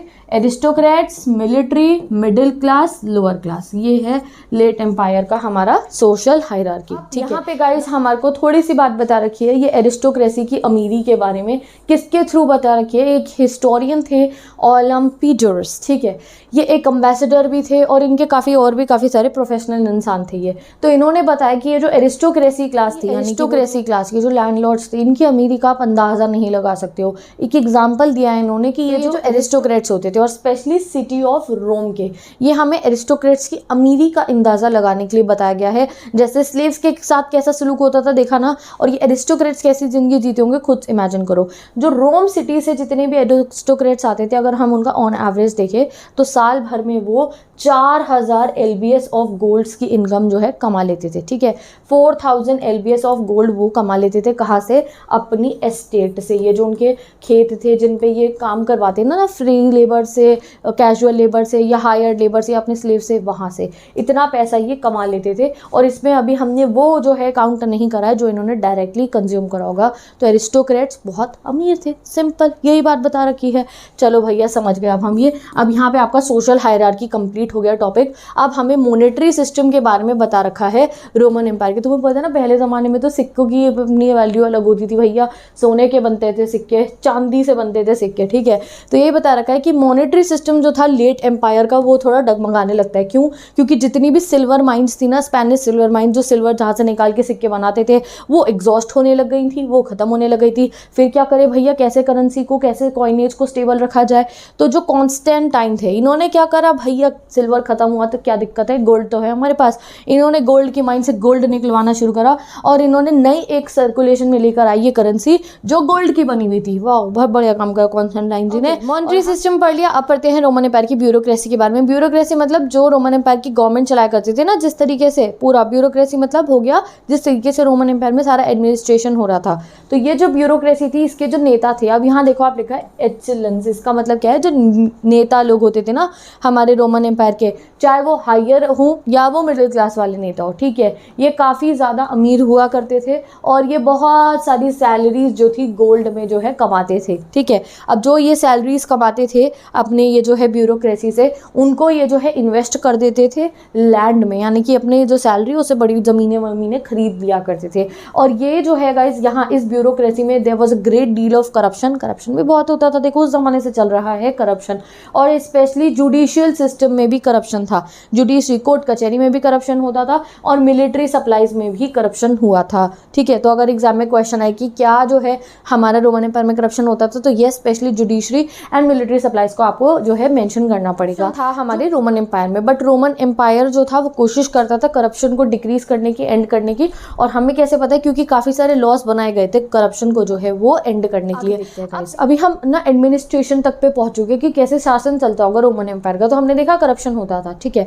अब करप्शन होता है या कुछ ऐसी जो है लॉ जब भी कोई बॉडी बना रही होती है, तो कई बार आपने देखा उनके खिलाफ क्रिटिसिज्म होता है। जैसे आज के समय पे भी जब हमारी सरकार चलती है तो कुछ चीज़ें होती हैं हमारी सरकार की हम सपोर्ट करते हैं, कुछ चीज़ों को हम क्रिटिसाइज़ करते हैं। तो क्या उस ज़माने में क्रिटिसिज्म अलाउड होता था रोमन एम्पायर के ज़माने में कि नेता लोग जो कुछ लॉज बना रहे हैं उसके खिलाफ क्या लोग क्रिटिसाइज़ कर सकते थे? तो अगर हम कहें तो क्रिटिसिज्म बहुत एक इंपॉर्टेंट फीचर रहा करता था रोमन एम्पायर का। लोग क्रिटिसाइज़ करते थे बट रोमन स्टेट जो थी वो नहीं चाहती थी कि लोग क्रिटिसाइज़ करें, और जो लोग ऐसे प्रोटेस्ट करते थे, क्रिटिसिज्म करते थे गवर्नमेंट्स का, उनको जो है बहुत ब्रूटल तरीके से ट्रीट करती थी गवर्नमेंट, ठीक है, उनके प्रोटेस्ट को रोकने की कोशिश करा करती थी। बट फिर भी अगर हम देखें तो लोग प्रोटेस्ट करते थे। इवन कई जगहों पे तो ना, यानी कि ये बता रखा है कि जो ईस्टर्न एरिया था रोमन एम्पायर का, वहाँ पे तो खुलेआम वो एम्परर का मजाक उड़ा देते थे, ठीक है। इवन तो उन्हें पता था कि अलाउड नहीं है और उनको जो है सज़ा मिल सकती है, बट तब भी वो फियरलेस होके जो है उनको क्रिटिसाइज करते थे। तो ये एक फीचर था रोमन एम्पायर का हमारे, ठीक है। तो क्रिटिसिज्म अलाउड नहीं था हमारे रोमन एम्पायर में, बट धीरे धीरे ये चीज़ें बदलती हैं। देखो रोमन एम्पायर में पहले क्रिटिसिज्म अलाउड नहीं था, जो लोग डरते नहीं थे वो कर देते थे क्रिटिसाइज, बट धीरे धीरे जब 4th सेंचुरी आती है ये ट्रेडिशन चेंज होते हैं। रोमन एम्पायर में प्रॉपर जो है सिविल राइट्स के लिए लॉज बनने शुरू होते थे और उन लॉज को बड़े से बड़ा एम्परर भी नहीं तोड़ सकता था, ठीक है। ऐसा ही एक एग्जाम्पल दिया हमें 4th सेंचुरी का, जब एम्ब्रोस नाम के एक बिशप थे, यानी कि चर्च के पादरी थे, वो भी काफ़ी पावरफुल थे। तो because of all these rights की अब सिविल राइट्स आ चुके थे सोसाइटी में, उन्होंने कन्फ्रंट करा था एक बहुत फियरलेस एम्परर को, यानी कि उन्होंने सामना करा था किनका, एक बड़े से एम्परर का जो बहुत ही ज़्यादा ब्रूटल ट्रीटमेंट करते थे अपनी जनता के साथ। तो बिशप, एक चर्च के पादरी, कब एम्परर का सामना कर पाएंगे? जब जो सिविल राइट जो है लोगों के ज़्यादा प्रोटेक्टेड होंगे। तो ये चेंजेस आप देख रहे हो कैसे 4th सेंचुरी तक हमारे रोमन एम्पायर में आ गए थे। अब गाइस हमारा जो है लास्ट टॉपिक स्टार्ट होगा हमारे चैप्टर का, दैट इज़ लेट एंटिक्विटी। अब यहाँ हम देखेंगे जो है हमारे रोमन एम्पायर के कल्चर्स और रिलीजन में क्या क्या चेंज आया, और finally the fall of Roman empire. तो कहते हैं last topic that is late antiquity. इस टॉपिक में मेजर हमें क्या पढ़ना है, हमें पढ़ेंगे कैसे तरीके से कल्चरल के चेंजेस आए, किस तरीके से रिलीजन जो है ट्रांसफॉर्म होने स्टार्ट होते हैं हमारे रोमन एम्पायर में, और कैसे रोमन एम्पायर जो है किस किस एरियाज में फाइनली प्रॉस्परस रहता है और ब्रेकअप कैसे हो जाता है रोमन एम्पायर का, पूरा एंड कैसे हो जाता है रोमन एम्पायर का, वो हम इस टॉपिक पे पढ़ने वाले हैं। अब 4th सेंचुरी में कॉन्स्टेंटाइन ने क्या कर दिया था, ऑफिशियल रिलीजन बना दिया था क्रिश्चियनिटी को, ये एक मेजर चेंज था। एंड राइज ऑफ इस्लाम हुआ 7th सेंचुरी में। ये सब हम इस टॉपिक में गाइस पढ़ने वाले हैं, ठीक है। तो इस टॉपिक को जैसे ही हम शुरू करेंगे तो सबसे पहले हम डायक्लिशियन की एज के चेंजेस पढ़ेंगे। डायक्लिशियन एक रूलर थे हमारे रोमन एम्पायर के, जिन्होंने 284 से 305 तक जो है रूल करा था। जब ये डायक्लिशियन ने जो रूल करा था गाइस, तो इन्होंने पता है अपनी रेन में क्या करा था, जिन एरियाज को इन्होंने कैप्चर कर रखा था उन्होंने इनको कट बैक करा, यानी कि उनको छोड़ दिया। इन्होंने इतना एक्सपेंशन था इनके ज़माने में, इन्होंने इतना एक्सपैंड कर लिया था कि जो एरियाज़ इनके कंट्रोल में आ रखे थे उन्हें छोड़ना पड़ा। क्यों? क्योंकि ये एरियाज़ इनको कोई फ़ायदा नहीं दे रहे थे। ये ऐसी लोकेशंस थी जहाँ पे इन्हें इकोनॉमिकली नुकसान हो रहा था, फ़ायदा नहीं हो रहा था। तो डायक्लिशियन ने काफ़ी सारी टेरिटरीज़ को अबैंडन कर दिया, लीव कर दिया, ठीक है। क्यों करा था? क्योंकि वो फ़ायदा उन्हें नहीं दे रही थी। साथ ही के साथ जो है डायक्लिशियन ने क्या करा था, फोर्टिफाई कर दिया था अपने फ्रंटियर्स को, जो इनकी फ्रंटियर सिटीज़ थी वहाँ पे इन्होंने जो है किला बंद कर दिया था उनको। इन्होंने बहुत सारी प्रोविंस के बाउंड्रीज बना दी थी, क्योंकि अब अटैक्स होने के खतरे ज़्यादा थे, तो इन्होंने बाउंड्रीज बना दी थी। और इन्होंने सिविलियंस को, जो आम आदमी लोग होते थे, उनको मिलिट्री फंक्शन से दूर रखा और बहुत ऑटोनॉमी इन्होंने दे दी थी मिलिट्री के कमांडर्स को, क्योंकि अब ये वो समय आने वाला था जब वॉर्स वगैरह स्टार्ट होने वाले थे। तो डायक्लिशियन ने जो है मिलिट्री कमांडर्स को बहुत ऑटोनॉमी दे दी और ये ड्यूक्स कहलाने लग जाते हैं, ठीक है। और बहुत ही ज़्यादा पावरफुल ग्रुप अब जो है ये ड्यूक्स का बनना शुरू हो जाता है हमारे रोमन एम्पायर में। अब हमारे को जो है कॉन्स्टेंटाइन, जो डायक्लिशियन के आगे के रूलर्स के बारे में बता रखा है, कॉन्स्टेंटाइन वही जिन्होंने गोल्ड वाली करेंसी चला दी थी ना, जो कॉन्स्टेंटाइन है उन्होंने डायक्लिशियन के इन सभी चेंजेस को तो रखा ही, और साथ ही के साथ एक नया इनोवेशन कॉन्स्टेंटाइन ने करा था। वो क्या था कि इन्होंने मॉनेटरी स्फेयर में वो गोल्ड वाले कॉइन चला दिए थे, ठीक है। कॉइन को क्या बोलते थे? सॉलिडिस। ये जो सॉलिडिस होता था इसमें 4.5 ग्राम जो है गाइस प्योर गोल्ड होता था। सॉलिडी की अगर हम बात करें, सॉलिडी ये जो कॉइन था ये बहुत लार्ज स्केल पे जो है मिंट होता था, बहुत कॉइन बनते थे और सर्कुलेशन में भी बहुत ज़्यादा था ये सॉलिडी वाला गोल्ड कॉइन। तो ये कॉन्स्टेंटाइन ने क्या चेंजेस करे? डायक्लिशियन वाले चेंजेस इन्होंने रखे, सोने के सिक्के चला दिए, और एक और इनका बहुत ही मेजर इन्होंने जो टास्क करा था अपने रेन में वो क्या था, इन्होंने जो है एक कैपिटल बना दी थी रोमन एम्पायर की, एक सेकेंड कैपिटल बना दी थी, कॉन्स्टेंटिनोपल। क्या आपको पता है कॉन्स्टेंटिनोपल मॉडर्न डे में कौन सी जगह है? इस्तांबुल। इस्तांबुल आपने देखा है ना कि कैसे वो हर 3 साइड से सी से सराउंडेड है और 2 कॉन्टिनेंट्स के बीच में आता है, यस इस्तांबुल। तो ये जो इस्तांबुल है इसका नाम था कॉन्स्टेंटिनोपल हमारी हिस्ट्री में, जो कॉन्स्टेंटाइन ने रखा था, ठीक है। उसको पहले बाइजेंटियम बोला जाता था, बट फिर नाम क्या रख दिया था, कॉन्स्टेंटिनोपल, क्योंकि कॉन्स्टेंटाइन नाम था उनका, तो अपने नाम पे ही उन्होंने जो है ये इस्तांबुल का नाम रख दिया था और उसको सेकंड कैपिटल बना दिया था रोमन एम्पायर की। अब ये जो दौरान था, इस समय में रोमन एम्पायर काफ़ी फ्लरिश कर रहा था, ठीक है। ये 4th सेंचुरी की बात है। अब आ गई 4th सेंचुरी। अब 4th सेंचुरी में रोमन एम्पायर फ्लरिश कर रहा था, ठीक है, अच्छा चल रहा था रोमन एम्पायर। मॉनेटरी स्टेबिलिटी आ गई थी रोमन एम्पायर में, इकोनॉमिक ग्रोथ हो रही थी। आर्कोलॉजिकल रिकॉर्ड्स अगर हम चेक करते हैं तो हमें पता चला रोमन एम्पायर में जो रूरल एरियाज थे वहाँ पे भी इंडस्ट्रियलाइजेशन और इन्वेस्टमेंट हो रहा था। ऑयल प्रेसेस लग रही थी, यानी कि ऑलिव ऑयल बनाने वाली जो फैक्ट्रीज थी, ग्लास फैक्ट्रीज लग रही थी, और नई नई टेक्नोलॉजीज आ रही थी, जैसे स्क्रू प्रेस, वाटर मिल, एक्सेट्रा टाइप की जो है ना टेक्नोलॉजीज आ रही थी हमारे 4th सेंचुरी में रोमन एम्पायर में। और जो है ट्रेड डिस्टेंसेस जो थे ना गाइज, वो कवर करे जा रहे थे विद द ईस्ट में। जो है हमारा गाइज ये इकोनॉमिकली प्रॉस्पर हो रहा था रोमन एम्पायर, ठीक है। एंड ये चीज़ जो है कैरी करी गई हमारे अर्बन सेंटर्स में भी। अब रूरल एरियाज में जब टेक्नोलॉजी बढ़िया हो जाती, भैया गाँव का विकास करोगे तो शहरों का तो होना ही है, तो अर्बन एरियाज भी जो थे वो भी बहुत प्रॉस्परस हो रहे थे रोमन एम्पायर के। इवन अर्बन एरियाज की जो रूलिंग क्लास थी उन पे तो इतना पैसा आ गया था कि वो लग्जूरियस चीज़ों पे इतना खर्चा कर रहे थे, लग्जरी में अपनी लाइफ जी रहे थे। नेक्स्ट एग्जांपल हमें दे रखा है 6th सेंचुरी का, किसकी रेंज का, जस्टिनियन की रेंज का, ठीक है। अब 6th सेंचुरी तक पहुंच चुके हैं हम। देखो 6th सेंचुरी में इजिप्ट का हमें बता रखा है। 6th सेंचुरी में इजिप्ट में जो है रूरल एरियाज में बहुत ज़्यादा जो है इनकम जनरेट करी जाती थी एस्टेट से। एस्टेट समझ गए ना आप, जो लैंडलॉर्ड्स की जो एस्टेट्स होती थी, फार्म्स होते थे जहाँ पे वो जो है ग्रो करके क्रॉप्स को जो है पैसा कमाते थे, तो एस्टेट से बहुत इनकम जनरेट होती थी। इतनी ज़्यादा होती थी इनकम जनरेट कि फिर जो वो टैक्स पे करते थे उसकी हमें अमाउंट बता रखी है, that Egypt contributed taxes of over 2.5 million solidi per year. कम से कम 35,000 LBS ऑफ गोल्ड जो है, LBS क्या है, यूनिट है, जैसे मीटर यूनिट होती है ना हमारी, वैसे यूनिट है एक, तो बहुत ज़्यादा टैक्स जो है इजिप्ट देता था। कमाई ज़्यादा कर रहा है तो टैक्स भी तो ज़्यादा देना पड़ेगा। ये कब की बात है, जस्टिनियन की रेंज की बात है, रेन की बात है 6th सेंचुरी में। तो अब धीरे धीरे क्या होने लग गया था रोमन एम्पायर में, जो प्रॉस्परस एरियाज थे वो कहाँ पे शिफ्ट हो गए थे, वो ईस्टर्न साइड पे। जो रोमन एम्पायर मैंने आपको दिखाया, मैंने आपको यहाँ उसकी रोमन एम्पायर की जो ईस्टर्न साइड दिखाई थी ना, ये वाली जहाँ इजिप्ट है, जहाँ हमारा ये नई वो बन गई थी कैपिटल कॉन्स्टेंटिनोपल, ठीक है, जहाँ टर्की है, तो अब ईस्ट वाली साइड जो है गाइज वो ज़्यादा प्रॉस्परस हो गई थी। और यू नो जो वेस्ट वाली साइड थी वो काफ़ी सारी तो अब धीरे धीरे छिननी शुरू हो गई थी रोमन एम्पायर से, रोमन एम्पायर के जो है कंट्रोल में से छूट गई थी वो। अब हम आगे पढ़ेंगे। तो समझे आपकी कैसे रोमन एम्पायर की ईस्टर्न साइड पे पावर चली गई थी। अब ये इकोनॉमी समझ गए, फ्लरिश कर रहा था रोमन एम्पायर। अब रोमन एम्पायर के कल्चर के बारे में और रिलीजन के बारे में जानते हैं। तो यूजुअली रोमन एम्पायर में कौन सा रिलीजन फॉलो होता था, पॉलीथियस्ट रिलीजन। अब पॉलीथियस्ट रिलीजन कौन सा होता है, हमने क्रिश्चियनिटी सुना है, पॉलीथियस्ट कौन सा रिलीजन है, पॉलीथियस्ट रिलीजन में ये रोमन एम्पायर में जो ये चलता था, यहाँ पे लोग अपने अपने जो है डेटीज़ की पूजा करते हैं, ठीक है। जैसे इटालियन लोग इटालियन गॉड्स की पूजा करते थे, रोमन लोग रोमन गॉड्स की पूजा करते थे, ग्रीक लोग अपने ग्रीक गॉड्स की पूजा करते थे। कुछ का एग्जाम्पल हमें दिया गया है, जैसे कि जुपिटर, जूनो, मिनेर्वा, मार्स, ठीक है। लोग अपने अपने गॉड्स की पूजा करते थे, और जो लोग जिन गॉड की अपने पूजा कर रहे हैं उनके फिर अपने अलग अलग कल्ट बन जाते थे, ठीक है। तो अपनी अपनी श्राइन्स पे जाके, मंदिर में, टेम्पल में जाके अपने अपने लोकल डेटीज़ की जो है पूजा करा करते थे रोमन एम्पायर के जो सिटीजन्स होते थे, ठीक है। अब धीरे धीरे पॉलिटिक्स के साथ में एक और जो है रिलीजन वहाँ पे था, वो कौन सा था, जुडाइज्म। कौन सा था, जुडाइज्म भी फॉलो किया जाता था, यानी कि जूस, ठीक है। अब जूइश के बाद में गाइस 4th सेंचुरी में, जैसे कि आपको पता है, क्रिश्चियनिटी को तो ऑफिशियल रिलीजन बना दिया गया था। फिर हमारे रोमन एम्पायर में क्रिश्चियनाइजेशन स्टार्ट होता है। क्रिश्चियनाइजेशन मतलब जैसे मॉडर्नाइजेशन मतलब सोसाइटी का मॉडर्न होना, इंडस्ट्रियलाइजेशन मतलब इंडस्ट्रीज लगना, क्रिश्चियनाइजेशन मतलब लोग अब क्रिश्चियनिटी को फॉलो करना स्टार्ट कर रहे थे। वो कब से होता है, ये लेट एंटिक्विटी का एक मेजर एग्जाम्पल है हमारे पास में, ये 4th और 5th सेंचुरी में होता है। अब लोग क्रिश्चियन बनना स्टार्ट कर देते हैं। So 4th and 5th century में क्रिश्चियनिटी फॉलो होनी शुरू हो जाती है। And then you know Christianity के बाद जो है उसके बाद लेटर ऑन सेंचुरीज में इस्लाम जो है वो फॉलो होना स्टार्ट हो जाता है, ठीक है। तो रिलीजन में कैसे कैसे चेंजेस आपको समझ में आ गया। देयर वाज पॉलीथिज्म, पॉलीथिज्म के साथ में इट वाज जुडाइज्म, जुडाइज्म के बाद क्रिश्चियनिटी फॉलो होती है, and then there was the rise of Islam, ठीक है। अब गाइस हमने ये पढ़ना है, ये वाला जो पैराग्राफ है यहाँ हमें बता रखा है कैसे कैसे रोमन एम्पायर एंड होता है।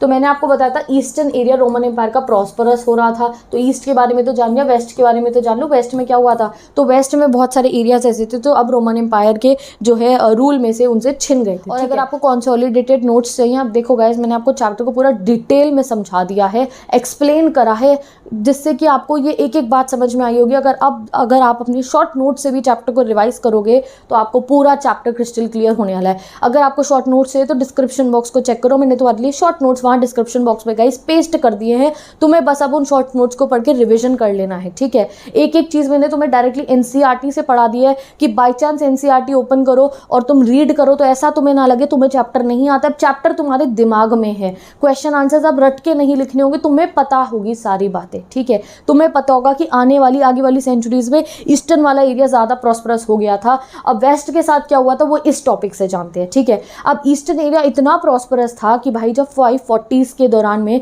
ये 540s क्या पढ़ी, 6th सेंचुरी पढ़ी ना, हाँ, तो इस दौरान में जब प्लेग आ जाता है मेडिटेरेनियन के सी के पास में, तब भी इन्हें इतना इफेक्ट नहीं पड़ता, ये स्टिल प्रॉस्परस थे। अब बात करें वेस्ट की, जो रोमन एम्पायर का वेस्ट वाला एरिया था, तो वहाँ पे एम्पायर से काफ़ी सारे एरियाज उनके जो रूलिंग थी उससे छिन चुके थे। क्यों छिन चुके थे, क्योंकि जो जर्मन ग्रुप्स थे जैसे कि गॉथ्स, वैंडल्स, लोम्बार्ड्स, इन्होंने बहुत सारी मेजर प्रोविंसेस को जो है ऑक्यूपाई कर लिया था और उन्होंने उसको क्या मेंशन करा, एज पोस्ट रोमन्स। अब ऐसा ही होता है एम्पायर्स में, यहाँ से कोई अटैक कर देगा, इनसे लड़ाई हुई, तुम जीत गए तो तुम्हारी रही, वरना दूसरों की हो गई। किंगडम्स एस्टैब्लिश हो गए थे, इनसे छिन गए थे, और किंगडम्स ने खुद को क्या बोला, पोस्ट रोमन। अब कुछ एग्जाम्पल दे रखे हैं हमारे को, तो ये जो वेस्टर्न वाला एरिया था ना गाइज, यहाँ वेस्टर्न वाला एरिया, यहाँ से रोमन एम्पायर काफ़ी जगहों पर हार गया था और नए किंगडम्स एस्टैब्लिश हो गए थे। जैसे कि विसिगॉथ किंगडम एस्टैब्लिश हो गया था अब स्पेन में। इस विसिगॉथ किंगडम को जो है अरब्स ने 711 एंड 720s के बीच में जो है उनको डिस्ट्रॉय कर दिया था। फ्रैंक्स जो थे वो गॉल में जो है उन्होंने फ्रैंक्स किंगडम बन गया था गॉल में से, जो है आप देख सकते हो कि नए नए किंगडम्स एस्टैब्लिश हो गए थे रोमन एम्पायर में और इन्होंने खुद को पोस्ट रोमन कहा। These kingdom foreshadowed the beginning of a different kind of world that is usually called medieval. जो मेडिवल वर्ल्ड होता है वो इन किंगडम्स के लिए रेफर करा जाता है। अगर हम ईस्ट की बात करें तो ईस्ट में अभी भी रोमन एम्पायर की जो टाइज थी वो बिल्कुल अच्छे तरीके से चल रही थी। यहाँ पे जो है काफ़ी इकोनॉमिक प्रॉस्पेरिटी हो रही थी। किसके रूल की बात हो रही है, जस्टिनाइन के रूल की बात हो रही है। अभी अभी पढ़ाया तो कि इजिप्ट में तो इतना ये पैसा इकट्ठा कर रही थी, इतने टैक्स दे रहे थे, तो ईस्टर्न साइड पे अच्छा खासा रोमन एम्पायर चल रहा था। ईस्टर्न एरिया के उस समय पे एम्परर थे जस्टिनियन। इन्होंने कोशिश करी थी कि ये अफ्रीका को जो है रिकैप्चर कर ले वांडाल्स से, क्योंकि छिन चुका था रोमन एम्पायर से ये एरिया का 533 में। और इन्होंने इटली को भी जो है ऑस्ट्रोगॉथ से जो है वापस लेने की कोशिश करी थी और इन्होंने ले भी लिया था, बट उसका फ़ायदा नहीं हुआ, क्योंकि जैसे इन्होंने ऑस्ट्रोगॉथ से जो है इटली को वापस लिया तो वहाँ इटली में लोम्बार्ड इवेजन हो गया और फिर से इनसे जो है इटली छिन जाता है। अर्ली 7th सेंचुरी की, अब बिल्कुल एंड होने वाला है देखो रोमन एम्पायर का, अर्ली 7th सेंचुरी की अगर हम बात करें तो रोमन एम्पायर का अपने पक्के वाले दुश्मन से, शुरुआती दुश्मन से, जो ईरान की ससानियन डायनेस्टी थी जो 3rd सेंचुरी से रूल कर रहे थे, उनसे पूरा का पूरा वॉर से शुरू हो जाता है। जो ईरानियन डायनेस्टी थी उन्होंने इनके मेजर ईस्टर्न एरियाज पे अब कब्जा करना शुरू कर दिया था, जैसे कि इजिप्ट पे। इजिप्ट पड़ा ना भी कितना गोल्ड मिलता था इन्हें वहाँ से टैक्सेस में, वो भी ये कब्जा लेते हैं। अब जो बाइजेंटियम एम्पायर के नाम से जाने लगा था हमारा रोमन एम्पायर, क्यों? क्योंकि अब रोमन एम्पायर की काफ़ी प्रोविंसेस इनसे छिन चुकी थी। अब रोमन एम्पायर उतना ज़्यादा पावरफुल नहीं रहा था। अब जो एरिया रोमन एम्पायर का सबसे पावरफुल था उसको रेफर करा जाता था बाइजेंटियम एम्पायर। अब ये बाइजेंटियम एम्पायर ने भी कोशिश करी कि हमारे से जो एरियाज हमारे छिन गए हम उन्हें फिर से रिकैप्चर करें, बट उनकी सारी कोशिशें जो है एट दी एंड नाकाम हो जाती हैं। कब? जब साउथ ईस्ट से इन्वेजन होता है। साउथ ईस्ट कौन सा? Arab world. यहाँ मैप देखो समझ जाओगे, ये है अरब वर्ल्ड। अब जो है 7th सेंचुरी की शुरुआत होने वाली थी and there was rise of Islam. ठीक है, इस्लाम का राइज होना शुरू हो गया था और इस्लाम के राइज को हमारी हिस्ट्री में बोला जाता है द ग्रेटेस्ट पॉलिटिकल रेवोल्यूशन। तो ये 1 मार्कर है, आपको याद रखना है। What is the greatest political revolution ever occurred in the history of Asian world? तो ये है एक्सपेंशन ऑफ इस्लाम। अब एक्सपेंशन ऑफ इस्लाम हो रहा था अरेबिक वर्ल्ड में और बहुत पावर जो है यहाँ अरेबिक वर्ल्ड में आ गई थी। तो अब ये अरेबिक वर्ल्ड फाइनली क्या करता है 7th सेंचुरी में, ये Roman empire and Sasanian empire दोनों को फॉल कर देता है। And with this we have completed this chapter. आपका अगला चैप्टर राइज ऑफ इस्लाम का ग्लिम्स मिल गया है। अब फाइनली क्या होता है कि जहाँ जहाँ पे भी स्टैब्लिश था रोमन एम्पायर, अब साउथ ईस्ट से इन्वेजन होता है। अरब वर्ल्ड से आप आप एक तरीके से कह सकते हो एंड फाइनल जो है हमारा रोमन एम्पायर जो है एंड हो, ठीक है। तो आप यहाँ मैप देख सकते हो कि कैसे जब अरब वर्ल्ड से इन्वेजन होता है तो फाइनली रोमन एम्पायर जो है वो एंड हो जाता है। और यहाँ पे हमने फुल कंप्लीट कर लिया अपना ये चैप्टर रोमन एम्पायर। आपने देखा कितना प्रॉस्परस एरिया से लेके एंड तक हम रोमन एम्पायर का देख चुके हैं, जो कितने रिलीजन में चेंजेस आए हम ये भी देख चुके हैं, और बहुत सारी इंटरेस्टिंग बातें हमने इस चैप्टर में रोमन एम्पायर के बारे में जानी। ओके, तो आई होप अब तुम्हें लेक्चर बिल्कुल क्रिस्टल क्लियर हो गया होगा और अब ये चैप्टर ना तुम्हें बोरिंग भी नहीं लगने वाला है। अब जब अगर आप जो अपनी हिस्ट्री की बुक से इस चैप्टर को रीड करोगे ना तो तुम्हें सारी बातें पहले से पता होंगी एंड तुम्हें इंटरेस्ट बिल्ड होगा, और इंटरेस्ट से पढ़ोगे तो बोरिंग थोड़ी लगेगा। तो ना I meet in the next video. Bye bye, take care, best of luck. ऐसे अगर आपको 11th की history, political geography, sociology, psychology जो भी सब्जेक्ट पढ़ना है तो you can go and check out my channel. आपको वहाँ प्लेलिस्ट मिल जाएंगी and I am creating more and more videos for class 11 students. And English का तो पूरा सिलेबस है ही, ह्यूमैनिटीज़ के सब्जेक्ट्स है, economics is there, so go and check out my channel. मेरी इंस्टाग्राम आईडी का लिंक गिवन है जहाँ पे आप जो है मेरे से अपनी क्वेरीज जो है पूछ सकते हो। साथ ही के साथ मैं बहुत सारा स्टडी मटीरियल भी अपलोड करती रहती हूँ इंस्टाग्राम पे,